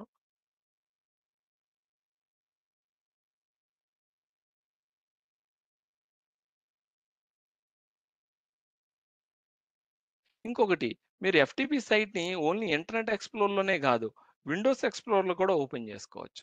ఇక్కడ కూడా ఓపెన్ చేసుకోవచ్చు. చూసారా ఓపెన్ అయింది. సో ఇప్పుడు ఇది నా పర్సనల్ పీసీ. ఈ పర్సనల్ పీసీ నుంచి నేను ఇప్పుడు ఏం చేస్తాను, కాపీ డౌన్లోడ్ చేసుకుంటా, పేస్ట్ డౌన్లోడ్ అయిపోయి. సో ఇప్పుడు నేను ఇక్కడ నుంచి ఏదైనా డేటాని పంపించాలి అనుకోండి, కాపీ ఇక్కడికి వచ్చి పేస్ట్, డేటా అప్లోడ్ అయింది. మీరు ఈ సర్వర్లోకి రండి. ఈ సర్వర్లోకి వచ్చిన తర్వాత ఇక్కడ రీఫ్రెష్ చేయండి, జేఎన్ఏ డైరెక్టరీ వచ్చింది. జేఎన్ఏ డైరెక్టరీలో ఉన్న ఫైల్స్ ఇక్కడ మీరు చూసారా జేఎన్ వచ్చింది. ఇలా అప్లోడ్ డౌన్లోడ్. సో ఇది నా పర్సనల్ పీసీ నుంచి నేను చేశాను అప్లోడ్. ఇలా ఎఫ్టిపి సైట్ ద్వారా మనం డేటాని అప్లోడ్ చేసుకోవడం, డౌన్లోడ్ చేసుకోవడం చేయొచ్చు. Okay, so coming to SSL part అనేది నేను మీకు నెక్స్ట్ క్లాస్లో చెప్తాను అన్నమాట. ఎలా ఎఫ్టిపి సైట్ నుంచి మనం ఎఫ్టిపి సైట్కి అండ్ హెచ్టిపి సైట్కి ఎస్ఎస్ఎల్ని ఎలా యాడ్ చేయాలనేది నేను మీకు నెక్స్ట్ క్లాస్లో చెప్తాను. So that's all for today అండి. Any questions? ఏమైనా క్వశ్చన్స్ ఉన్నాయా? ఇక్కడ వెబ్సైట్ హోస్ట్ చేసిన తర్వాత మనకు ఏమైనా ఎర్రర్స్ కానీ ఇంకా ఏమైనా వచ్చాయనుకోండి, లాగ్స్ ఈవెంట్ వ్యూవర్లో కాకుండా లాగ్స్ ఎక్కడైనా చెక్ చేసుకోవచ్చు. ఇవ్వండి, ఇక్కడ google.com ఉంది కదా, ఈ google.com సెలెక్ట్ చేసుకొని ఇక్కడ లాగింగ్ అని ఉంటుంది. ఈ లాగింగ్ అనగానే ఇదండి, ఇక్కడ ఉంటాయి ఇవి మనకి ఇక్కడ లాగ్ ఫైల్స్ అనేవి ఇక్కడ స్టోర్ అవుతాయి. సో ఆ వెబ్సైట్ రిలేటెడ్ అన్ని డేటా ఇక్కడ ఉంటుంది. సో ఎఫ్టిపి సైట్ యొక్క లాగ్ ఇది, వెబ్సైట్ యొక్క లాగ్ ఇది. ఇదిగోండి ఇలా లాగ్ వస్తుంది. ఇదిగోండి నేను ఇక్కడ 8080తో వెబ్సైట్ నేను క్రియేట్ చేసినట్లు ఇక్కడ అంతా డీటెయిల్గా ఉంటుంది. Okay, any questions? ఇంకొకటండి, పోర్ట్ వచ్చేసి మీరు కస్టమైజ్ పోర్ట్ అని చెప్పేసి 8080 వాడారు కదా. సో అవును. ఏ సినారియోలో మనం అలాంటి కస్టమైజేషన్ తీసుకుంటామండి? జనరల్గా మనం ఇంట్రానెట్ వెబ్సైట్స్ మాత్రమే ఎక్కువగా ఈ పోర్ట్ నెంబర్లు వెలిగిస్తాం 8080. ఇంటర్నెట్ వెబ్సైట్స్కి ఇవ్వము. ఎందుకంటే ఇంటర్నెట్ వెబ్సైట్స్కి మనం అది కూడా ఇవ్వచ్చు. ఇప్పుడు జనరల్గా డిఫాల్ట్ పోర్ట్ నెంబర్స్ అనేవి మనం ఇప్పుడు గూగుల్ వాడు మనకి ఏదైనా ఒక పోర్ట్ నెంబర్ మీద గూగుల్ సైట్ని పబ్లిష్ చేశాడు అనుకోండి, అది మనకు తెలుస్తుందా? మనకు తెలియదు. సో ఆయన ఏం చేయాలి, మొత్తం అందరికీ అక్రాస్ ద వరల్డ్ నా గూగుల్ వెబ్సైట్ అనేది ఇప్పుడు 8080 మీద ఉంది, సో మీరు 8080 పోర్ట్ నెంబర్ మీద యాక్సెస్ చేయండి అని పబ్లిష్ చేసుకోవాలి. అది ఎంతవరకు రీచ్ అవుతుంది? రీచ్ అవ్వదు. సో మనం ఏంటంటే డిఫాల్ట్ పోర్ట్ నెంబర్స్ మీద కానీ పబ్లిష్ చేస్తే ఆ పోర్ట్ నెంబర్స్ అనేవి ఇక్కడ ఇవ్వాల్సిన అవసరం లేదు. google.com అంటే చాలు వచ్చేస్తుంది. సో 443 మీద ఉన్నా 80 మీద ఉన్నా వచ్చేస్తుంది. సో స్పెషల్ కేసెస్లో ఎప్పుడు 80 ఇలాంటి డిఫరెంట్ పోర్ట్ నెంబర్స్ మీద మనం చేస్తాము అంటే ఇట్స్ ప్యూర్లీ ఒక విధంగా సెక్యూర్ అండి. అంటే ఇప్పుడు మనం క్లయింట్కి మన ప్రోడక్ట్ ఉంది, మన ప్రోడక్ట్ అనేది పబ్లిష్ చేసాము, అది ఎవరికి యాక్సెసిబుల్, ఆ సైట్ అనేది ఎవరికి తెలియకుండా ఉండాలి. సో అప్పుడు మీరు కస్టమ్ పోర్ట్ నెంబర్ మీద పబ్లిష్ చేస్తారు. పబ్లిష్ చేసి ఆ యూఆర్ఎల్ క్లయింట్కి ఇస్తారు. సో క్లయింట్కి మాత్రమే తెలుస్తుంది ఆ సైట్ ఆ పోర్ట్ నెంబర్ మీద యాక్సెస్ అవుతుందని, మిగతా వాళ్ళకి తెలియదు. ఓకే, అండ్ ఇలాంటి సందర్భాల్లో కూడా మనం డిఫరెంట్ పోర్ట్ నెంబర్స్ మీద పబ్లిష్ చేస్తూ ఉంటాం వెబ్సైట్స్ని. అండ్ ఇంట్రానెట్ వెబ్సైట్స్ కూడా ఎక్కువగా డిఫరెంట్ పోర్ట్ నెంబర్స్ మీద ఉండడం గట్రా జరుగుతూ ఉంటాయి ఎక్కువగా. సో ఈ డిఫరెంట్ పోర్ట్ నెంబర్ మీద అనేది ఎవరికి గుర్తుండదండి. పోర్ట్ నెంబరు రేర్ కేసెస్లోనే మనకి ఇలాంటి కేసెస్లో మాత్రమే డిఫరెంట్ పోర్ట్ నెంబర్ మీద వెబ్సైట్స్ ఉంటాయి. ఎందుకంటే ఇంట్రానెట్ వెబ్సైట్స్ కూడా 80443 మీదే ఉంటాయి కానీ డిఫరెంట్ పోర్ట్ నెంబర్స్ మీద ఉండవు. కానీ తక్కువ, వెరీ లెస్ రిక్వైర్మెంట్స్ ఉంటాయి అన్నమాట డిఫరెంట్ పోర్ట్ నెంబర్ మీద పబ్లిష్ చేయడం వెబ్సైట్స్ అనేవి. సో అది రిక్వైర్మెంట్ అనేది ఎలా వస్తుంది అనేది మనం ఎక్స్పెక్ట్ చేయలేం. సో ఓన్లీ ఇలాంటి కైండ్ ఆఫ్ రిక్వైర్మెంట్స్ ఉంటాయి. సో మన వెబ్సైట్ అనేది ఆ పోర్ట్ నెంబర్ మీద ఉన్నదని ఎవరికి తెలియదు. సో అలాంటప్పుడు అలాంటి సిచ్యువేషన్స్ మనకి రిక్వైర్మెంట్ ఉన్నప్పుడు మనం చేస్తాం. ఓకేనండి. ఇంకొక క్వశ్చన్ అండి. సపోజ్ మీరు కొన్ని ప్రొవైడర్స్ చూపించారు కదా, గోడాడీ, అవును, ఎంట్రస్. అవును, అవును. సపోజ్ నేను ఒక డొమైన్ కొన్నాను అనుకోండి, దాంట్లో కొనిన తర్వాత దానికి డిఎన్ఎస్ రెజల్యూషన్ జరుగుతుంది. సో మనం ఎంటైర్ వెబ్సైట్ మనం పబ్లిష్ చేయొచ్చు కదా. అలాంటి సినారియోలో మీరు ఇప్పుడు క్రియేట్ చేసినప్పుడు అక్కడ yahoo.com అని ఇచ్చారు, కింద వచ్చేసి www.yahoo.com అని ఇచ్చారు. అంటే అవును, ఇన్ బిట్వీన్ మీరు ఒక ఫిజికల్ ఫైల్ తీసుకుంటున్నారు కదా, అంటే ఫైల్స్. అవును, అవును. అలాంటి సినారియోలో మనం ఫైల్స్ ఇప్పుడు ఎలా తీసుకుంటామండి? ఇప్పుడు వెబ్సైట్ మనం క్రియేట్ చేసాం, కానీ డెవలపర్స్ కోడ్ ఇవ్వాలి కదా, ఆ కోడే ఇది. ఓహ్! ఇప్పుడు అప్లికేషన్ ఉంది, ఇప్పుడు నాకు ఒక అప్లికేషన్ హోస్ట్ చేయమని ఇచ్చారు, నేను ఐఎస్ అడ్మిన్. ఓకే, నేను వెబ్సైట్ క్రియేట్ చేస్తానండి, మరి మీ అప్లికేషన్ పాత్ ఏది, మీ అప్లికేషన్ ఫైల్స్ ఏమని అడుగుతాను. అడిగితే వాళ్ళు ఏం చేస్తారంటే వాళ్ళు నాకు ఫైల్స్ ఇస్తారు. ఆ ఫైల్స్ నేను ఏం చేస్తానంటే డి డ్రైవ్లోనో పెడతాను. డి డ్రైవ్లో పెట్టి ఆ ఫైల్స్ అన్ని ఒక ఫోల్డర్లో పెట్టి ఆ ఫోల్డర్ని నేను వెబ్సైట్ క్రియేట్ చేసేటప్పుడు పాయింట్ చేస్తాను. పాయింట్ చేసి ఓకే. ఇస్తున్నప్పుడు ఆ కోడ్ ఆ వెబ్సైట్ అంతా మనకి ఓపెన్ అవుతుంది. ఇదంతా ఈ ఫైల్స్ అన్ని డెవలపర్స్ మనకి ఇవ్వాల్సినవి, మన హెడేక్ కాదు ఇది. ఓకే. ఓకే. ఇది డెవలపర్స్ మనకి ఇవ్వాలి ఈ ఫైల్స్ అన్నను. మనం ఎంతవరకు ఓన్లీ వెబ్సైట్ క్రియేట్ చేసినంత వరకే. ఆ వెబ్సైట్కి ఈ ఫైల్స్ని లింక్అప్ చేస్తాం మనం. చేస్తే వెబ్సైట్ ఓపెన్ చేసినప్పుడు ఈ ఫైల్స్లో ఉన్న కోడ్ అన్నీ ఓపెన్ అవుతుంది. ఆ సినారియోలో అయితే మరి ఇప్పుడు మనము అక్కడ డొమైన్ కొన్నాం అనుకోండి. కొనిన తర్వాత అక్కడ నేమ్ రిజల్యూషన్ కానీ, అలియాసెస్ కానీ ఇవి even a record, SOA record, తర్వాత సీనేమ్ రికార్డ్ అన్నీ ఇక్కడ మనం యాడ్ చేయాలి కదండీ ఇక్కడ. ఎక్కడ ఈ ఐఏఎస్‌లో. ఐఏఎస్‌లో సీనేమ్ రికార్డులు మీరేం యాడ్ చేయరు. మీరేం యాడ్ చేయాల్సిన డిఎన్ఎస్ ఇక్కడ మీరు ఇక్కడ ఏమవుతుందంటే ఇదండి ఇక్కడ నేను గూగుల్ ఉంది, యాహూ ఉందండి, ఒక్క నిమిషం. సో ఇప్పుడు www.yahoo.com మీరు ఇక్కడ ఇచ్చారు. ఓకే, www.yahoo.com ఆర్ google.com అని ఇచ్చారు. ఇచ్చాక ఆ రిక్వెస్ట్ ఎక్కడికి వస్తుందండి? ఫస్ట్ డిఎన్ఎస్కి వస్తుంది. నేను మీకు అదే కదా సినారియోలో చెప్పాను. డిఎన్ఎస్కి వెళ్తుంది. డిఎన్ఎస్లో ఏం చెప్తుంది? డిఎన్ఎస్ రాగానే www.yahoo.com అనగానే సో ఈ yahoo.com అనే జోన్లో windc.yahoo.com అని ఉంది. ఇక్కడ www అంటే windc.yahoo.com అనే సర్వర్లో ఎలియాస్ www అంటే ఏంటి 192.168.223.2 అంటే ఈ సర్వర్లో www అనే వెబ్సైట్ ఉందని తెలుస్తుంది. అందుకనే ఈ సర్వర్ పింగ్ చేస్తుంది. windc.yahoo.com అంటే ఇదే కదా. windc.yahoo.com అంటే ఇదే కదా. సో దీంట్లో ఉన్న వెబ్సైట్ లోడ్ చేస్తుంది. దీంట్లో ఆల్రెడీ ఐఎస్లో ఇలా మనకి www.yahoo.com అనే సైట్ ఉంటుంది. సో ఇది ఎగ్జిక్యూట్ చేస్తుంది. ఫస్ట్ రిక్వెస్ట్ మీకు వెబ్ సర్వర్కి రాదు, డిఎన్ఎస్కి వస్తుంది. డిఎన్ఎస్ ఏం చేస్తుందంటే ఈ ఐపీ అడ్రస్ ఇస్తుందని. ఈ ఐపీ అడ్రస్ పట్టుకొని మనం ఐఏఎస్కి వెళ్తాం, వెబ్ సర్వర్కి వెళ్ళి ఈ ఐపీ అడ్రస్ మీద ఏముందండి? ఇక్కడ స్టార్ ఉంది. స్టార్ అంటే ఆల్ అన్అసైన్డ్ అంటే ఈ ఐపీ ఉంది. సో ఈ ఐపీ మీద yahoo.com అనేది యాక్సెస్ అవుతుంది. సో యాక్సెస్ అవుతుంది అనమాట. అది ఇంకొకటి మీకు వెబ్సైట్ మీద కాకుండా ఓన్లీ ఐపీ మీద కూడా మనం పబ్లిష్ చేయొచ్చు. ఐపీ మీద కూడా మనం ఓన్లీ ఐపీ అడ్రస్ మీద కూడా వెబ్సైట్ని క్రియేట్ చేయొచ్చు. అది ఎలా అంటే సింపుల్, దానికి డిఎన్ఎస్ అవసరం లేదు. డిఎన్ఎస్ అనేది అవసరం లేదు. మై సైట్ అంటాను.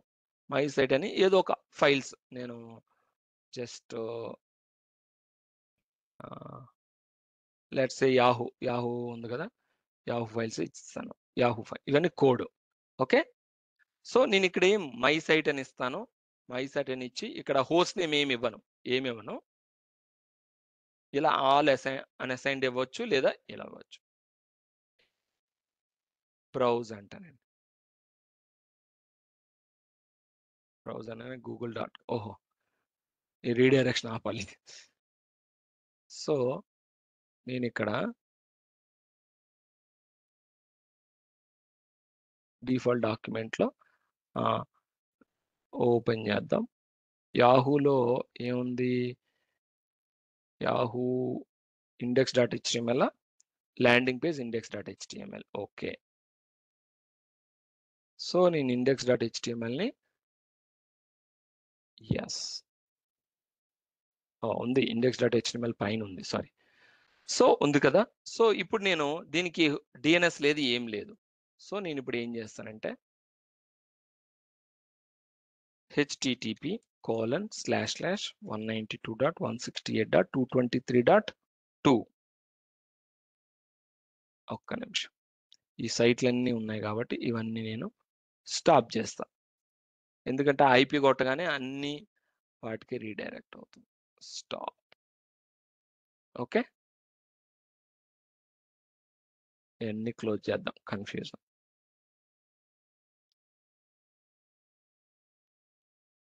బ్రౌజ్ చూసారా, మనకి ఐపీ మీద యాక్సెస్ అవుతుంది. సో ఇక్కడ ఫైల్స్ రావట్లేదు. ఫైల్స్ రావట్లే index.html కూడా మనకి ఇక్కడ లోడ్ అవ్వట్లేదు. అంటే మన పాత్ అనేది కరెక్ట్గా ఉందా? ఓపెన్, ఇది పాత్ ఇవ్వాలి. యాహూ కాపీ పాత్ ఇచ్చానా, యాహూ పాత్ ఇచ్చానా లేదా మనం యాహూ. ఓకే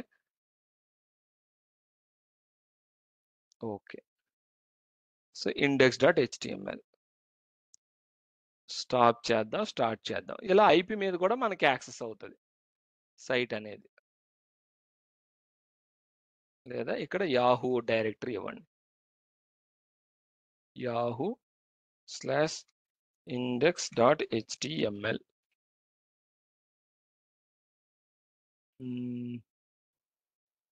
ఐపీ మీద కూడా మనకి సైట్ ఇది కూడా స్టాప్ చేయండి.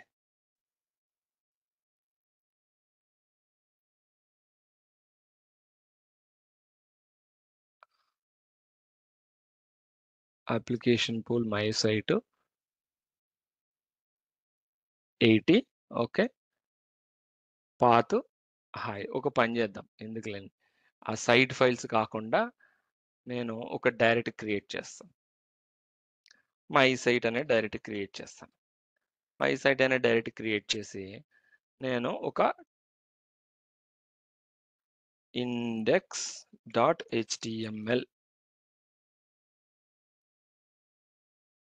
ఓకే, index.html లో నేను ఏం చేస్తానంటే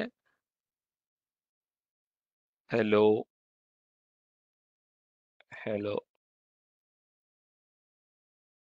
సేవ్ చేస్తా. ఓపెన్ హలో వచ్చింది కదా. ఓకే, ఇప్పుడు దీన్ని నేను మ్యాప్ చేస్తా ఈ హలో అనే వెబ్సైట్కి. ఓకే, రైట్ క్లిక్ చేసి అడ్వాన్స్డ్లోకి వెళ్ళి డీలో my site. Okay, so stop, start. ఒకసారి రైట్ క్లిక్ చేసి బ్రౌజ్. చూసారా, మనకి ఐపీ మీద కూడా మనం వెబ్సైట్ని హోస్ట్ చేయొచ్చు. కానీ ఈ ఐపీ మీద హోస్ట్ చేయడం అన్నీ ఇంట్రానెట్ పర్పస్ల కోసం వాడతారు. సో ఇంటర్నెట్ ఇప్పుడు మనం డొమైన్ కొని దానికి ఒక ఎస్ఎస్ఎల్ కొని ఇవన్నీ చేయాలంటే కష్టం. కొన్ని చిన్న చిన్న రిక్వైర్మెంట్స్కి మనం వెబ్సైట్ని కొనడం, అంటే డొమైన్ నేమ్ని డొమైన్ రిజిస్టర్ చేసుకోవడం, దానికి ఒక ఎస్ఎస్ఎల్ కొనడం చేయకుండా మనం ఇలాగా లోకల్గా జనరల్గా డెవలపర్స్ వాళ్ళు కోడ్ టెస్ట్ చేసుకునేది ఇలానే టెస్ట్ చేసుకుంటారు. వాళ్ళ ఐపీ మీద హోస్ట్ చేసుకొని వెబ్సైట్ని చెక్ చేసుకుంటారు, స్మోక్ టెస్ట్ చేసుకుంటారు అన్నమాట. Okay, so any questions? Last question అండి. సో ఈ బైండింగ్స్ ఎగ్జాక్ట్గా మనం ఎప్పుడు యూజ్ చేస్తాం? బైండింగ్స్ మీకు అదే చెప్పాను నేను. బైండింగ్స్ అనేది పోర్ట్ నెంబర్ చేంజ్ చేసినప్పుడు, ఐపీ అడ్రస్ చేంజ్ చేసినప్పుడు, హోస్ట్ నేమ్ చేంజ్ చేసినప్పుడు బైండింగ్స్ వాడతాం. సో ఇక్కడ ఈ మై సైట్ అనే దానికి బైండింగ్స్ ఏం లేవు. ఇప్పుడు నేను హోస్ట్ నేమ్ లేదు, ఇప్పుడు నేను మై సైట్ని 8080 మీద పెట్టాలంటే పెట్టచ్చు. ఓకే, ఒకసారి స్టాప్ చేయండి, తర్వాత స్టార్ట్ చేయండి సైట్ని. రైట్ క్లిక్ చేసి బ్రౌజ్ అనండి. బ్రౌజ్ అంటే చూసారా 8080 పోర్ట్ నెంబర్ మీద సైట్ వచ్చేసింది. సో అలా ఉంటుంది అన్నమాట. ఓకే అండి, thanks. Okay, so that's all for today. Thank you all, thanks for joining. Have a great day. See you tomorrow.